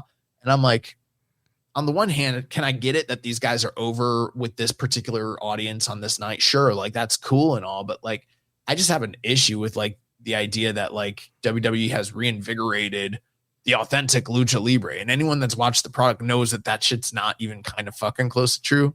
And it reminds me of, like, I said this to Rich and some guys in the chat the other day. I was like, what if they like bought All Japan tomorrow, right? And then like during their big summer show, they run like Ethan Page versus like Julius Creed, or what's the guy's name? Who are the Creed brothers? Yeah, that's one of them. Yeah. Let's say they get those two guys over, right? I think those are some pretty beefy white dudes that could, if you presented them the right way, you could probably get them over in Japan. And let's say they get them over with that specific domestic audience. They run this shit in Korakuen. They get a very specific All Japan US centric audience, and they're going crazy, and they have a classic match. And then people are like, this is the real Puroresu. They saved Puro. They saved Puroresu. This is the authentic. Strong style is alive. King's Road style lives. Thank you, Triple H. Thank you, Shawn Michaels, who's now running All Japan Pro Wrestling. Like, I don't know. Like, could be big take. Apparently Taker has a lot to play with the AAA booking. I heard Jeremy Borash did all that shit. But yeah, like that's where I'm like, I don't know. It's cool they had a great match, but like the idea of like two specifically white dudes donning masks and like they're the authentic lucha libre, that's fucking ridiculous. Rich says thank you, Shins. No, it'd be more like thank you, Asuka. Oh man. Next question from Doc says, do you think Sanshiro Takagi will be a kind boss? I don't know. I don't know enough about the man, but I am familiar with the name, but I don't really know. I think we've done enough speculating on how this is all going to shake out. And the amount of insight I've given you is probably as much as I can probably provide at this point without us learning a little bit more in the weeks and months to come, really. Yeah, same. Then last question here from Fraser in the Discord. Do you think people understand who actually owns NJPW now? I don't, because I think the main thing you're hearing from so many fans is how CyberAgent and the Abema connection plays into things. And they do have a stake in the company, but they kind of already did. Maybe not CyberAgent too much, but I know Abema did. It was very minor. But the majority of the shares, the ownership, the day-to-day, the operations, everything has been shifted from Bushiroad to TV Asahi. And TV Asahi is the one who is going to be manning the ship, you know? Much in the same way that prior to this, TV Asahi already had a stake, but they weren't the owners. Now they are the owners because they have the majority shares. And I don't think a lot of Western fans like truly get that. You know what I mean? Yeah. Because the way they're talking about it, they're talking about all these ancillary like aspects that really only have to do with like WWE, Noah, CyberAgent, you know, Wrestle Universe, and that stuff is interesting to talk about, but they're owned by SE. Yeah, that's the CyberAgent stuff is one aspect of it, but yeah, again, I think a lot of people don't realize just how long TVSI has been involved, and just how much play with the minor ownership that they've had, and how influential they've been throughout the history of New Japan. Mm-hmm. Well, that's going to be our New Japan ownership talk for now. So as we what I loved about that, Jeremy, is that it allowed us to really dedicate most of this show's runtime to this more interesting topic, because last week we talked about being in the doldrums of Super Juniors, and we got 3 nights to discuss. But bro, I gotta tell you, like, I don't have very much fucking shit to say about anybody that's any different from last week. Same. I'm so glad that this ownership story came out, because yeah, this episode would probably be over by now. What did we have? What did we have this week? We had 3 shows. Right. How many great matches? Not even great. Let's strike that, because let's be honest, no great matches this week at all. In the best, quote unquote, best of the Super Junior. I know it's nights 8, 9, and 10, boys, but like still, I know we're not in Korakuen Hall, but like, damn, the best. This is not the best of the Super Junior. Well, but let's talk about the best, really good match, because to me, there's like just one, and it was like. Well, before we jump on that, we gotta do May Wrestler of the Month, and you should have opened with that shit. Can't top the ownership story. Nah. For the sake of if I need to go back into the records and find this shit, it needs to always be at the beginning. Oh man. So May match of the month. I think that we're both in agreement, or we're in agreement. Yeah. Okay. All right. So May match of the month: Andrade El Idolo, the real Latino man, versus Yota Tsuji from Dontaku for the Global Championship was our May match of the month. Another close contender was one of the best matches of the tournament so far for Super Juniors, Akira and Fujita. But I think we just both felt that Tsuji and Andrade just edged that out. Yeah, it wasn't everybody's favorite match from those 2 shows early in the month, but for us, that was the one that we thought was the standout. I do think that the opening night of Super Juniors in the in Korakuen Hall gave it a run for its money, but it still, to me, is standing strong at the end of the month here. So yeah, Tsuji and the real Latino man, how you know? How you know? How you know? That's going to be our match of the month, and then the wrestler of the month. This was a little bit more varied, because even though I've got some harsh and kind of critical words about where we're at in the tournament, there's been quite a few people that have been putting in some good performances. But I think just by the sheer volume of main events that they've been placed in and top end wrestling matches throughout the month, it's kind of hard to deny, even if I personally, as a fan, am sort of expecting more out of them in the tournament, and maybe more creatively out of like stronger booking. The matches themselves have been very high quality, and they're standing at a really good points total and still in position to potentially take this whole thing home, it's going to be Kosei Fujita, last year's winner, and perhaps on the road to back-to-back winner here. Yeah, the Japanese young punk, like you mentioned, he's been put in a lot of bigger spots, which also he gets more time. My knee-jerk reaction was say Robbie X, because he's been one of my favorite guys to watch in the tournament, but he's been kind of in middle of the card, not getting as many minutes as Fujita.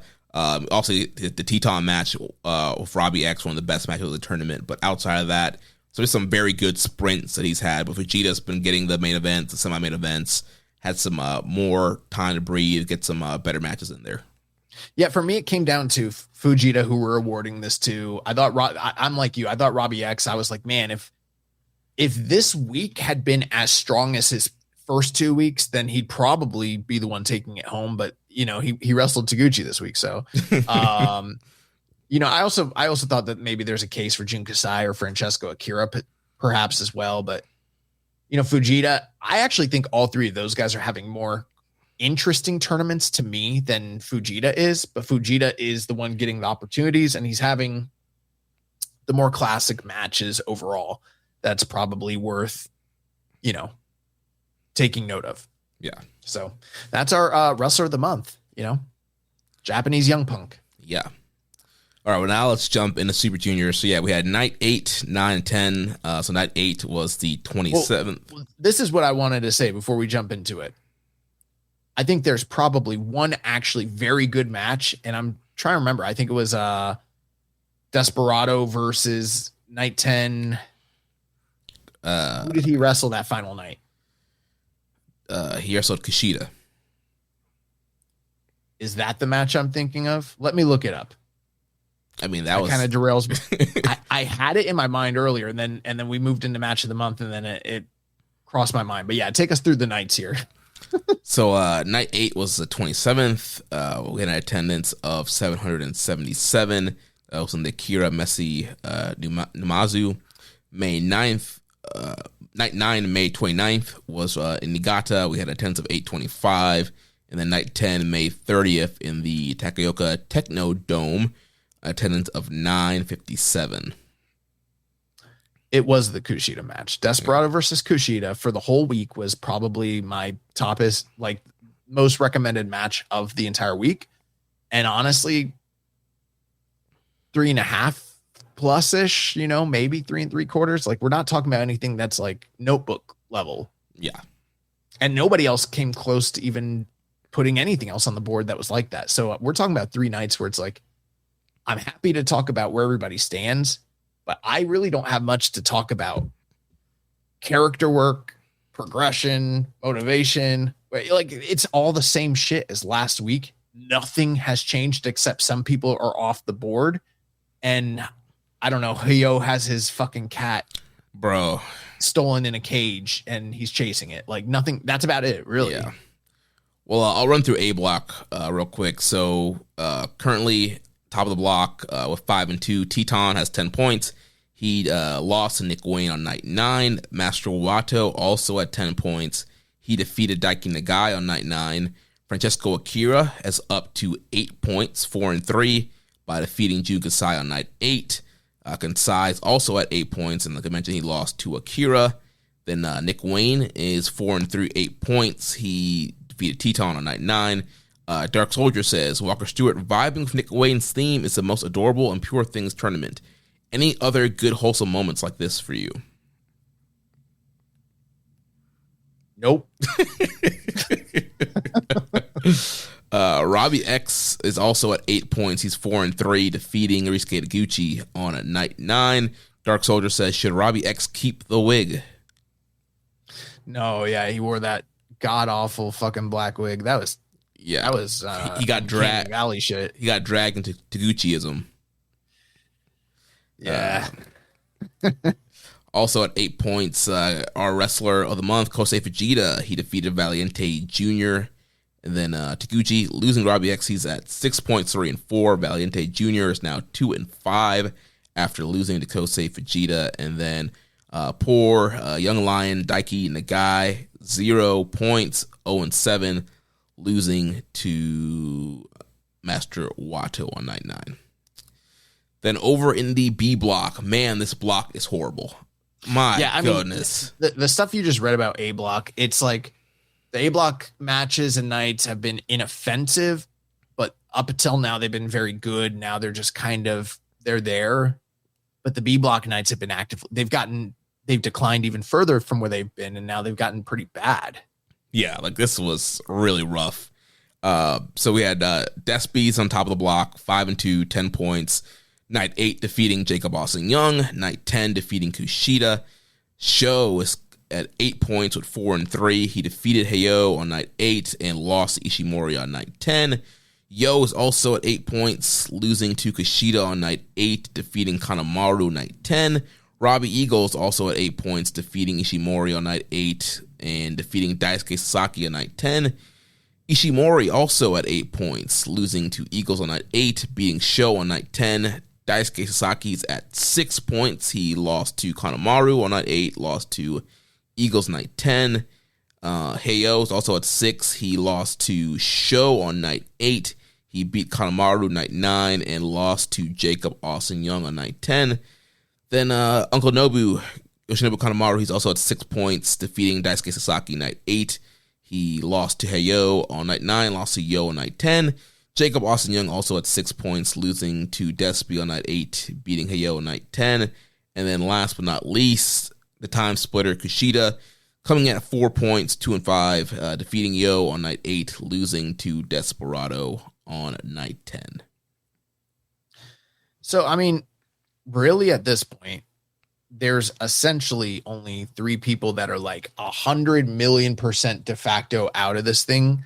And that's the people that you would sort of expect at this point. That's Valiente Jr. and Daiki Nagai in the A block. And then Kushida coming off that great match with El Desperado. He's out as well. And beyond that, you have a lot of individuals ranging between 6 and 10 points, depending on the block. And, you know, those who have 6 points are probably done.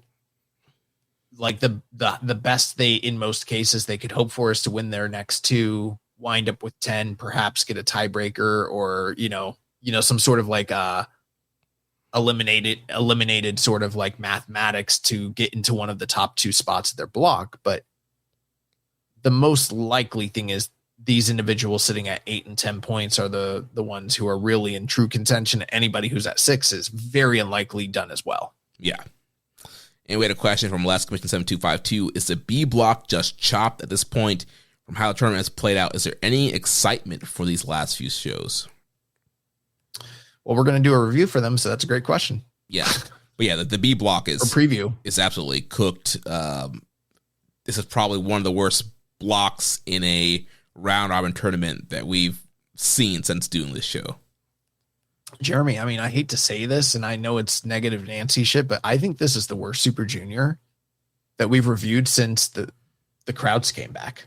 Yeah, I mean, even those pandemic Super Juniors had some more oomph.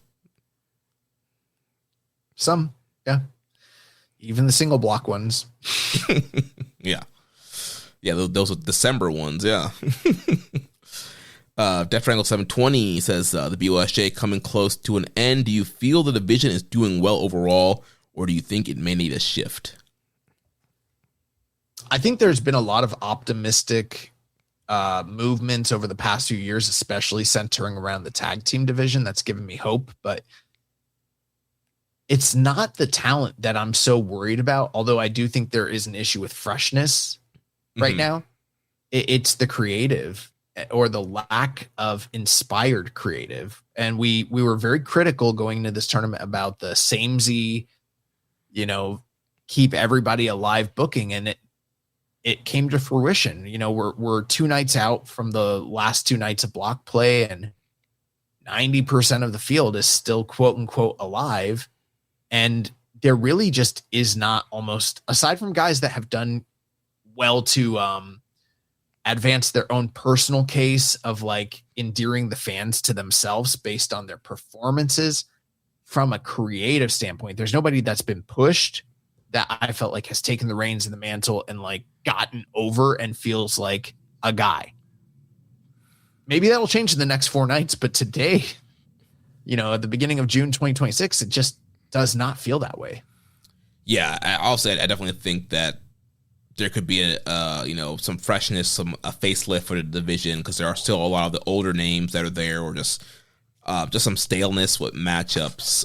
But yeah, overall, the creative direction and just even what they've been doing the last couple of years with kind of hiding the junior title matches on their own little Korakuens, not featuring them on the bigger shows, and these Doki title runs, the show title runs in previous years. Like, there's just not been really great creative behind this division in the last couple of years. Here's an example of one thing that I think is worth noting. So Robbie X, a guy that we've both been very high on, had nothing but great words to say about him in this tournament. He's sitting at 8 points, right? In other years, him coming from a place where like he wasn't in the tournament one year, and then the next year he was had an okay record. Now he's had this vastly improved record. That should be like a huge story. But it's like, we're 2 nights out from the last 2 block nights, and it's like he has 8 points, but so does Fujita and Nick Wayne and Jun Kasai and Francesco Akira, and then Wato and Titan. So it's like, it's almost the whole fucking block. So when it all shakes out, it's like, yeah, he did as well as 90% of the block. Like, there's only 3 people beneath him right now. Right, yeah, there's no elevation. And if Taguchi wins another one, and Robbie loses the last of his, he's going to tie with Taguchi. You know what I'm saying? Like, it doesn't work. Like, they got to go with people, and they're not doing that. Yeah. Well, we have the last looking like Tony Khan out here, trying to make everybody fucking happy, dude. Got the last few nights here. So night 11 is going to be tomorrow, Tuesday, June 2nd, from Korakuen Hall. All block night show. So we'll have showing up with A block, Robbie X versus Daiki Nagai, followed by Kanemaru versus Kushida, Taguchi versus Akira, Daisuke Sasaki versus Sho, Nick Wayne versus Valiente Jr., Robbie Eagles versus Jacob Austin Young, Jun Kasai versus Master Wato, Taiji Ishimori versus Heiyo, semi-main event, Titan versus Kosei Fujita, in the main event from the B block, El Desperado versus Yo. Yeah, so I mean, this is where we're starting to get to the point where, again, 2 all block night matches, and then, we're going to go straight into the semis and the finals, by the end of this week. So I guess now is probably a good time for us to go through some of these, probably all these matches, or at least the meaningful ones, and see, like, what is our predictions? That way we can kind of figure out where we stand for night 12. Yeah, so I think it's pretty clear that Robbie X is probably going to beat Daiki Nagai. So that puts him at 10. Yeah. Kanemaru and Kushida, it doesn't really matter. Well, Kanemaru, if he wins, he'll get up to 6. He'll get to 8. Or I'm sorry, he'll get up to 8. Okay. I don't know. I'm just gonna say Kushida beats him. Yeah, even them about at 6. Then Taguchi and Akira. I think Akira would get the win, which would put him at 10. Okay, I agree. And then we got Daisuke Sasaki and Sho. Scummers match. Yeah, I think Sasaki will probably get the win there. Where are they both sitting at? They're both at 8? Sho's at 8. Daisuke's at 6. Yeah, I agree. So they'll both sit at 8 after that. Then Nick Wayne and Valiente Jr. I don't know. I mean, Nick Wayne's at 8, right? Yeah. Well, let's do some backwards math here. So on the final night, Nick Wayne has Master Wato, and that's a pretty big match. Wato's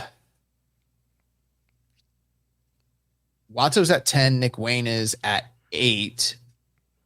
If Nick Wayne were to win here, they're both 10 and 10. I'm gonna call Nick Wayne here. Okay. Yeah, I mean, of course, you could book it and say Valiente Jr. beats him. Kind of a huge upset, spoiler, and then Nick Wayne turns around and he's playing spoiler. But I feel like if they've pushed Watto this far and Nick Wayne sort of is someone of note, they debuted him as one of the last surprise guys. I think he's going in with 10 points into the final night. Yeah, that makes sense. That's my prediction. Then we got Robbie Eagles versus Jacob Austin Young. Are they both sitting at 8? Robbie's at 8. JAY is at 6. You could have JAY beat him. And then they're both at 8. And that seems like that's what they love to do. I'm going to be optimistic and say Robbie gets to 10. Yeah, that's what they should do. But they might not. Yeah. Then Jun Kasai versus Master Watto. I think June's got to win that match. Yeah, Watto's already at 10. So yeah, you put Kasai at 10. We're also at the point where you could start discussing countouts, no contests, shit like that sort of like creates a monkey wrench scenario because there are so many guys with similar point totals. You might need some sort of tiebreaker like that to exist. Yeah. But yeah, I'm gonna say Jun Kasai beats him, and then they're both sitting at 10. Then we got Ishimori and Heyo. So Ishimori's at 8, Heyo's at 6. I could see how. Well, who does Ishimori have the next night is the big question. So night 12, Ishimori has Kushida. That screams spoiler. So I could also just see like Ishimori losing here and then that being a non anything. But I also don't count on them like giving Heyo a lot of points. So like, yeah, maybe Ishimori picks up the win here and then what, he's at 10 at that point? Yes. And then you have Kushida beat him the next night. He stays at 10, doesn't get through. Okay. And then semi-main event, Teton and Fujita. So that's a real important match there in A block. Teton's at 10, Fujita is at 8. So I think Fujita's gonna win. Yeah, I sort of think Fujita needs that win. Yeah. And then last is Despy and Yo. Despy's already at 10, right? Yeah. I'm just gonna. I don't know. I think Despy probably beats Yo and is like the first guy to go to 12. I can see that. I can also just see Yo winning, and so they can continue to keep everything even. If you do that, you've got 1, 2, 3, 4, 5, 6, 7, 8, 9, 10, 11 dudes at 10 points between 2 blocks. You could do that. I'm just gonna say Despy beats him. Despy goes to 12. Yo goes to 8. Done. Yeah, and hold on, I gotta check something here with night 12 because I see Ishimori on here twice. Ah, shit. Let's see here. Ishimori. Okay, yeah, he does have Kushida. It's okay. I see what happened here. Okay, so we say we're going to you're going Desperado for that main Me event? personally, yeah. Okay. So then night 12 is Wednesday, June 3rd, also in Korakuen. So we'll have A block, Jun Kasai versus Taguchi. Yeah, I think Taguchi probably picks up a win there and finishes up with 8 points. Yeah, I mean, that would leave Kasai at 10, right? Mm-hmm. Then Master Watto and Nick Wayne. That's a pretty the way that we booked it out, Watto would be sitting at 10, Wayne's at 10. That's potentially one where, depending on where it is in the, because we don't know what the final order of this night is, right? Right. That could be like one of the top matches of the evening. I'm going to hold off on that one. I'm going to put a question mark there for just right now. Okay. Then we got Robbie X and Valiente Jr. I think Valiente picks up a win there. Yeah, that seems, spoiler, that knocks Robbie X out. Robbie ends at 10. Valiente would end at what, 8? 8? Yeah. Then we got Teton and Francesco Akira. Another important matchup here. We got both guys coming in at 10. That's another one I'm gonna hold off on. Okay. For now, I'm just holding off on the ones that I think will probably play into the finals. So then we got Kosei Fujita and Daiki Nagai. Really? Yeah.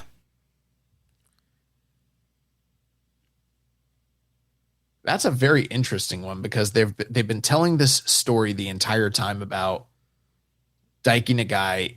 Who did Daiki Nagai fight the night before? That was it Robbie X? Yeah. Bro, he might beat Robbie X that first night, get the win, and then come in with 2 points against Fujita. And I think there's a chance that Robbie X is coming into that final night with just 8 points. That's I'm gonna change that, which means I think he might even go over Valiente Jr. and wind up with 10 at the end of it all. Yeah. And I think I'm just gonna say right now, I don't think that I don't think there's any way Daiki Nagai beats Fujita. But I think that the way you add some a little bit of like stakes to it is he won the night before. He's got a little bit of he's coming in to prove a point, blah, blah, blah. He's already out of the tournament, but he doesn't want this guy to go through. And I'm pretty sure he's going to win and go through with 12 points at that point.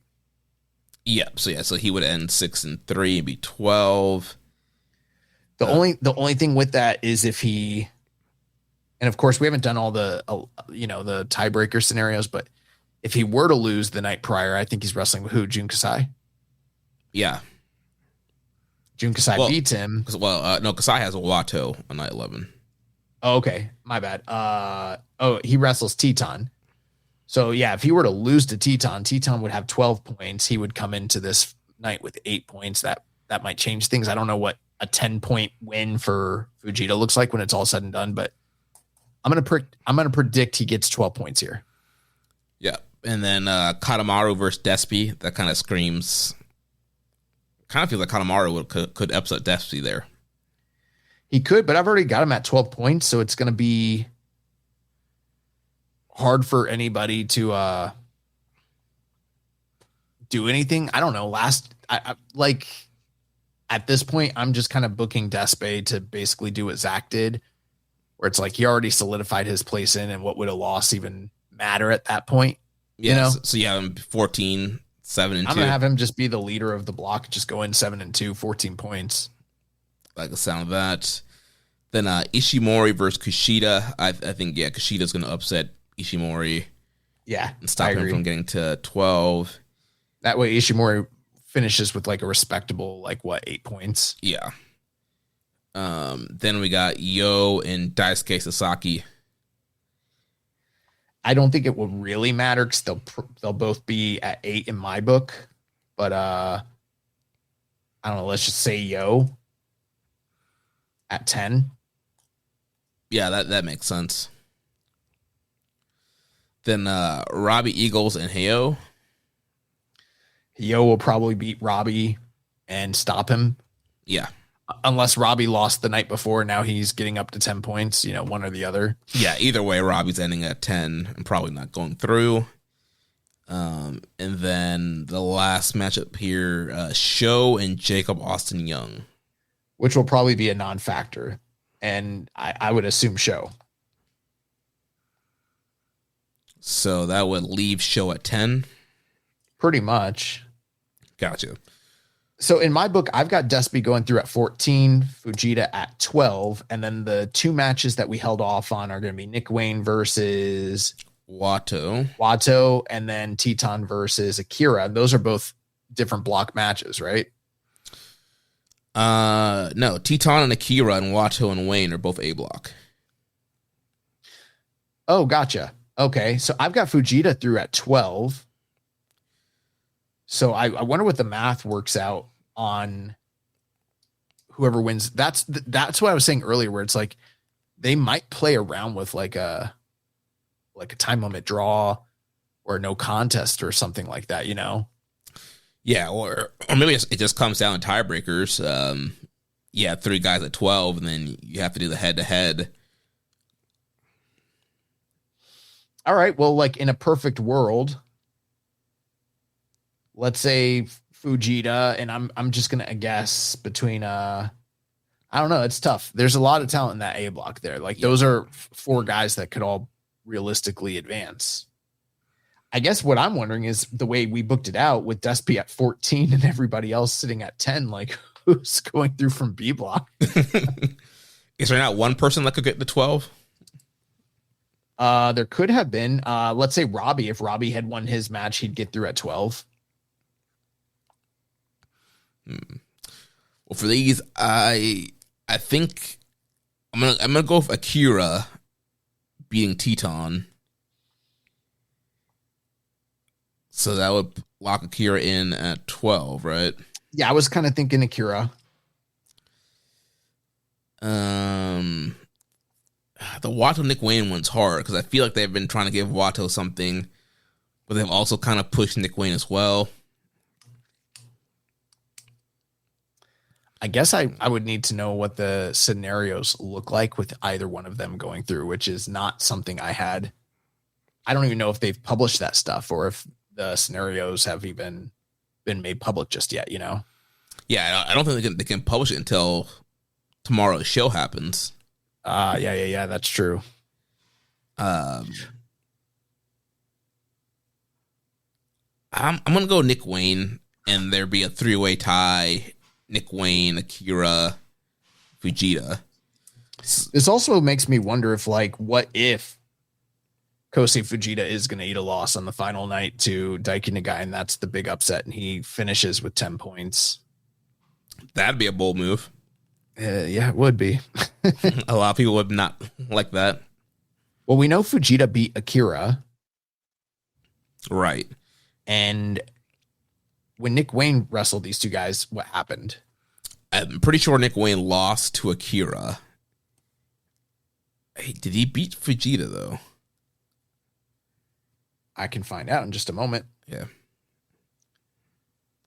So let me go to the 2026. You know, with everything all said and done, then I'm going to kind of guess that for the sake of my blocks, maybe I just send Eagles through. I guess Ishimori is another guy that could have potentially gotten through as well. Yeah. And I would probably guess that those are the two most likely B block people to go through along with Despy. Yeah, I feel like that Kushida match. Wayne lost to both Fujita and Akira. Well, then if you have, you can do the three-way tie. You have Nick Wayne have a good total at 12. He lost to both those guys, and then Akira and Fujita are the two guys going through. Fujita would go through as number 1. Akira would go through as number 2. And then really the question would be, where does Ishimori and Eagles land in all of this? Yeah. So what were those matches for them again? Let's take a look back just real quick. So Eagles has JAY the first night, and then the second night he has Hio. Yeah. Both of those are very winnable matches for him. They both also could potentially scream like upsets. Ishimori has Hio the first night, and then Kushida the second night. Yeah.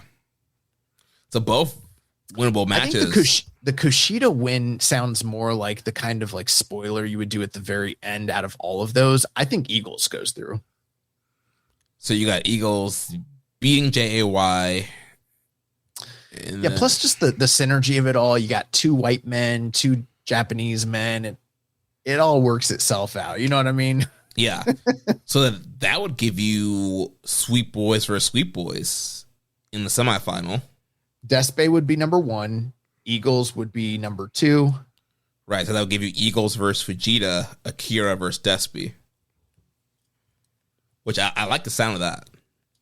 Yeah, I think that's a good one. And okay, so what were those finals again? So it would be Akira versus I just said Akira versus Despy. So Akira A2 versus B1. So Akira versus Despy, and then Akira Despy. Fujita A1 versus Eagles B2. Sweet Boys collide.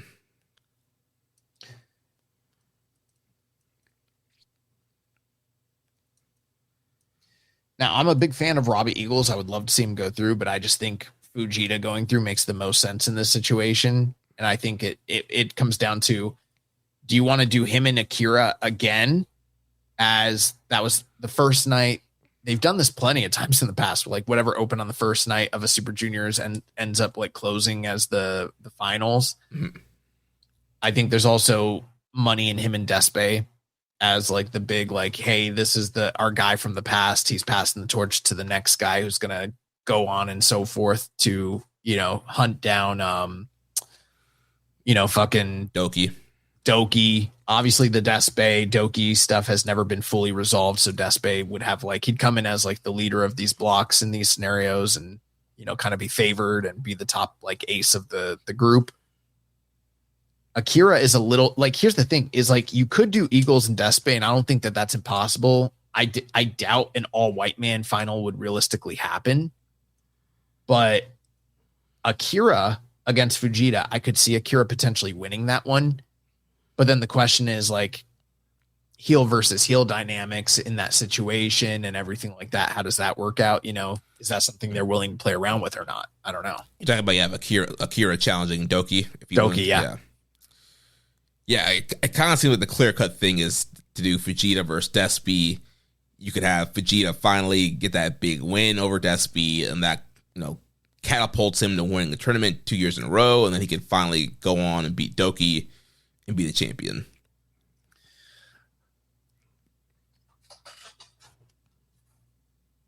Yeah. I would love, if I could choose anybody in this group to win, I think Francesco Akira is the guy I would go with. Just because they've never really tried that out, I also love the idea that that Akira finally beats Desperado. Right, and there's a big story there as well. So yeah, I mean, I would, I've been predicting Akira for 3 years now. Yeah, it's funny that you're holding off on pulling the trigger, and he's the guy you keep predicting, and the one time they're probably going to do it, you're like, I don't know, I've been fooled a few too many times here. I don't know. I think that's the whole, what does that look like if he's going after Doki? Do you have United Empire kind of be quasi-faces feuding with House of Torture? Or is that kind of an isolated feud with just Akira and Doki? But yeah, I would love for the belt. Oh, go ahead. I'm sorry. No, so I would love for the belt to go to Akira. I think that there has been a big theme this year of the Reiwa guys stepping up and not only defeating legends of the past and top guys, but also facing one another in tournament finals. That's what we saw in the New Japan Cup. I think that's what we're going to see in the G1 this year. And I'm predicting that to take place at the end of the Super Juniors here. I always kind of felt it would probably be Fujita and Despi. And no. Akira. Francesco Akira to get there, but I wasn't sure how they would make it happen, especially since they're in the same block. But now it's starting to kind of make sense to me. So I think that's where we're going. And I'm predicting, fuck it, I'm going with Francesco Akira as the winner this year. I don't know why I'm so hesitant, but it's the year of UE, the year of the white man, white boy summer. Let's fucking get it, Yeah. I don't know. I'm going to go with the safer bet of Fujita getting his second tournament win in a row and finally capturing the title. The safest bet and the most boringest bet would be Despi. They book Despi to be the top points earner for the entire block, and then he turns around and he wins the tournament, and then he turns around and he beats Doki for a title he probably never should have lost to Doki in the first place, just to get back to where we started. Yeah, seems very boring. And something for a guy who shouldn't even really be a junior anymore. Yeah. That man looking real thick out there. The entire company just got bought. There's a lot of uncertainty. When there's uncertainty, you look to your family, you look to your blood. You look to the click. You look to the click. So night 13, Friday, June 5th, that will be the semifinal night. So if it shakes out the way we booked it, A1 Kosei Fujita versus B2 Robbie Eagles, B1 El Desperado versus the A2 Francesco Akira, and then the finals will be night 14, Sunday, June 7th from Ota City General Gymnasium. Now, kind of just taking a step back, I'm looking at the block matches for these final nights. I know we kind of gave our like broad overview opinions. I think on night 11, the match that stands out to me as one to watch out for in terms of quality will probably be Teton and Kosei Fujita. Yeah. Especially with the stakes are high, but also the match quality is probably going to be awesome. And then on the final night, there's a lot of matches where I'm just like, bro, yeah, there's some big, like for instance, Wato and Nick Wayne has a lot of stakes, but I don't know how excited I am for that, you know? Yeah, Teton versus Akira should be pretty great. Yeah, because Teton's taken on the two best guys in the block that he hasn't wrestled yet. We mentioned last week how they're holding off on him as the leader of the block on facing them, and I think that's a big telltale. But both of those matches are like two of the very best on those final nights. I'm very interested in Kosei versus Daiki's got Robbie X and Kosei Fujita on the final night. Like, you want to give that young punk a run? Like, hell yeah. Yeah. There's not a lot else that I'm looking at on this run. I'm like, man, these two last nights are gonna fucking kill, especially B block. Bro, shoot this B block into the sun. I guess if you want to get excited for anything, you could be like, oh yeah, Despy's got Yo on that second to last night, and then he's got Kanemaru. And if you're a big fan of the Kanemaru Despy, Suzuki Gunlor, yeah. But there's not even any like blockbuster final matches in the final two nights for B block. That tells you something. Yeah, this block is horrible. Oh man. Well, that's gonna wrap it up. So next week when we come back, we'll review these last few nights in the finals, and we'll be heading into Dominion. Not a lot for the news here. You know, obviously, like we talked about, the AEW program is leaving New Japan World. We did talk a few weeks back about how there's gonna be fan voting for the tournament on NJPW's website, and that is now open. So if you want to vote for like, you know, most inspirational wrestler, best, you know, MVP and all that sort of stuff, that fan voting does exist now. So you're able to do that. And obviously we got the major news stories out of the way here. We do have a couple off topic questions, and then we'll pretty much be done. Yeah. Stone Cold Bob Saget says, where the fuck is Jado? He's living his best life. Yeah, you know, ELP's not on TV, so why does he need to be on TV? Right. Dark Soldier says, a bit of an AEW question, but it contains keeping it strong style lore. With Okada in the Don Callis family, do you guys think he's still in chaos? I think he's asking, do we think that he still thinks he's in chaos? And no, because here's the deal. Secretly, I don't think Okada ever thought he was actually in chaos in the first place. You know, like he was the quote unquote leader by just being the best guy. But like, how often did you ever feel like this dude was like, yeah, I bleed chaos through and through. Never. I rep these colors. I never see him make a run out, save anybody. Yeah. Next question from Fraser in Discord. What do you and Joshua make of the rise of the Great Okan shooters on Reddit this week? So apparently, I guess somebody wrote this whole big Reddit thread about why Great Okan is awesome. Did you see it?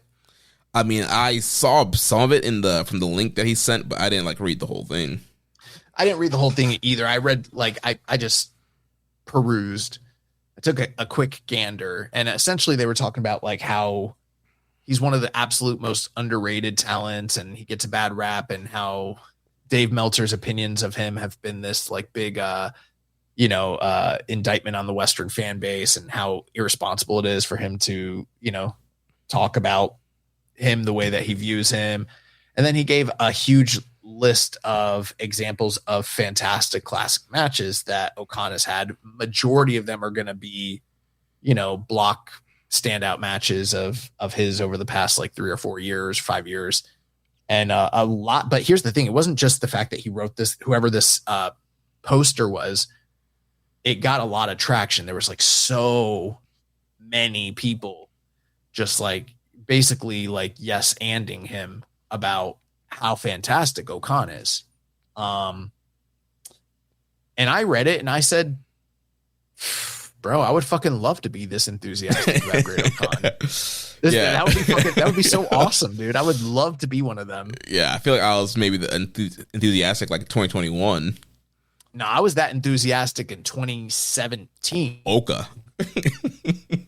Yeah, dog. Tomoyoki Oka. Bro, you're not going to find a bigger supporter of Tomoyoki Oka than the Keeping the Strong Style guys. Like that was our dude, bro. Dude. We loved Oka. He was a man. I think that there's nobody who's disappointed me more in terms of how much I liked them as a Lion and then what they produced since they returned from excursion. The biggest drop off for me, and I'm not even saying this isn't even an indictment on him. This is just me as a fan looking at the guy being like, bro, he could be the future. And then he comes in, I'm like, fuck. Like, yeah, he's the next Ishii. I think the thing is, it's very easy to take somebody who has good character work and then who has a collection of great matches and to just kind of cherry pick those great matches and say, see, look at the body of work, but also exclude the broader body of work that we are watching night in and night out, where I'm like, yeah, for every great match he had against, like, say, Jay White in the G1, there's also just so many. A lot of stinkers. There are so many bad matches. Him versus ELP 3 times in a row. Okan, when motivated, can be very good. But here's the other thing, too. Even at his best, even at his absolute zenith best, we're talking about a guy whose top tier matches are like lower end Goto matches.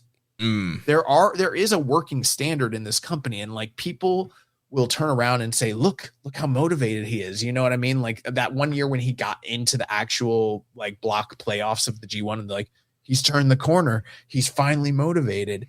And really it was just like, he kind of knew he was getting a little bit of a mini push there. You know what I mean? But like, even at his very, very, very best, his top peak is the lower mid peak of a guy like Goto, who's also one of the top tier workers of New Japan, but like was in the shadow of every great 2010s worker. Like there's levels to this game. And I know you guys like Okan because of the gimmick and you like the domestic and everything like that, but it's like, we'd be lying if we're saying he's like in the top 25 or 30 workers of the company in the past decade. He's not. Yeah. That'd be a lie. What do you think his top singles match is? I'm looking at his cage match right now. I can't even think of one. So his highest rated off the top of my head, maybe it involves Shingo. I don't know. No, so his highest rated singles match by the cage match score is him versus Kota Ibushi from the 2021 G1. I don't remember it. Yeah, it's that's when Kota Ibushi broke his arm, right? Yeah, so it's 8.07 on cage match. That one was like really MMA centric. Yeah, the grappling match. Yeah, I kind of remember it.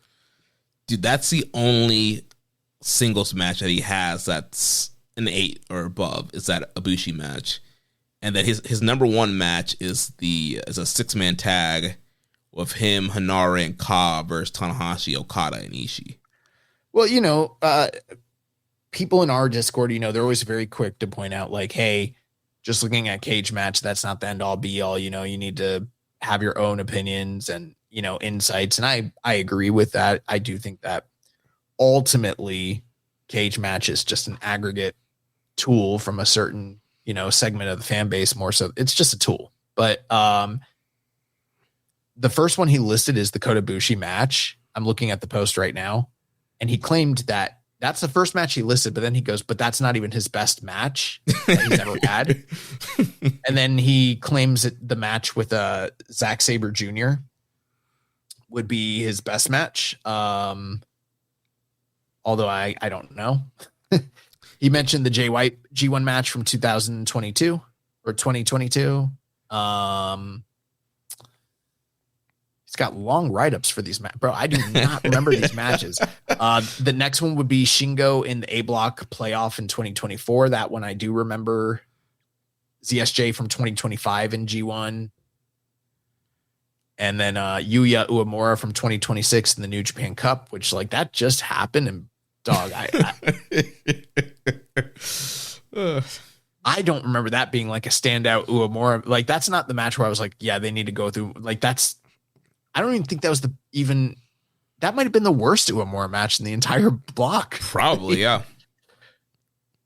Yeah, those are his like cited examples. And he was like, and this is just scratching the surface. Like there's so many more. And if you're a listener, we all have our own opinions. Like that, this is nothing against you, but like I just don't share in that opinion. Like I don't think that I think all of these cited examples are examples of good matches, but I don't think he's got a long laundry list of classics. And while I do think technically there are things he does that he gets underappreciated for, I think he's about as appreciated as he deserves to be right now. And people are like, he's underappreciated. I'm like, it's like, don't underestimate me. I'm like, he's estimated about, I think he's about properly estimated, you know? Yeah, he's a 3.5 star all-star. This is a guy that like could be a lot better, but like he just isn't right now for whatever reason. Yeah. And and also I think it goes both ways. I think the company had options and opportunities to push him further and elevate him to a greater level, and they always tended not to. And I also think that he dropped the ball plenty of times when he was put in position to maybe help his case a little bit, you know? Yeah. It is funny when we look at that and it's like, think about how many great workers Okan has worked singles matches with. And we're talking about like, who are his best matches with? And it's like, not Tanahashi, not Okada, not Naito, not Ospreay, not Naito. You know, he's worked all those guys in big shows, big matches, and they're not even like kind of close to the top. So what does that tell you? Yeah. Well, that's going to wrap it up for the question and for the show. So next week we'll be back to review. Oh, I got two things to say. Yeah. One, I saw Backrooms this week. Probably not everybody's cup of tea, but I really enjoyed it for its existential dread. Made me think a lot. Gave it 4 stars. Almost everybody else that I'm seeing that watched it gave it 3 stars ish. So, but I enjoyed it. I really enjoyed it for what it is. I'm not big into the Backrooms lore, but it was good. I watched several of the big fights this weekend. The one that I thought was worth mentioning, Holly Holm versus Stephanie Han 2 took place. And Stephanie Han won the rematch again and retained her title. I thought Holly Holm kicked her ass. I thought not like in a way where like she really, really, really, really beat her up, but like I think she definitively won the decision, like no questions asked. But they were fighting in Han's hometown, and she got the hometown robbery. And I was shocked that she won. It was a majority decision, but I was shocked that not one judge gave the score to Holly Holm, which was crazy to me. When you look at the CompuBox, not only did she outthrow her, she outlanded her. She hit more power shots. It was just kind of bewildering, but it makes sense because, you know, Stephanie Han, she's a cop, big robbery in her hometown. It makes sense. Cops be stealing. So, you know, it is what it is.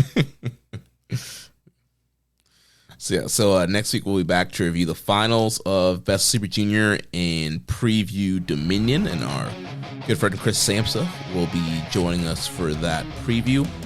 And yeah, so if you want to watch our show live or listen without ads, sign up at patreon.com/KI Strong Style. You can make a donation by visiting socialsuplex.com/donate. Click on the donate button and Keeping It Strong Style logo. Make sure to connect with us on social media on X Blue Sky. Follow us at KI Strong Style, at Social Suplex, at Jeremy L. Donovan, at YB_Josh Liger. On Facebook, follow us at facebook.com/Social Suplex, and the Wrestling Squared Circle Facebook group. On Reddit, on the Pro Black Guy, also Keeping It Strong Style. On YouTube, we're at Social Suplex. Join our Social Suplex Discord server to interact with us and other wrestling fans. Email me, Jeremy, at socialsuplex.com. And check out all the shows here on the Social Suplex Podcast Network. One Nation Radio with Rich and James. All Things Elite with Floyd and Austin. Imps, AEW Adventure Wrestling, Art of Chris Things, AEW Match Guy with Cersei and Brown. Tunnel Talk with Allie and Leah. The Trish and Sarah Wrestling Podcast. And Joshying Around with Tim and Eric. Don't forget to subscribe and leave a rating and review. And we'll catch you next week on Keeping It Strong Style, the ace of podcasts. Thank you for listening to Keepin' It Strong Style. We'll see you next time.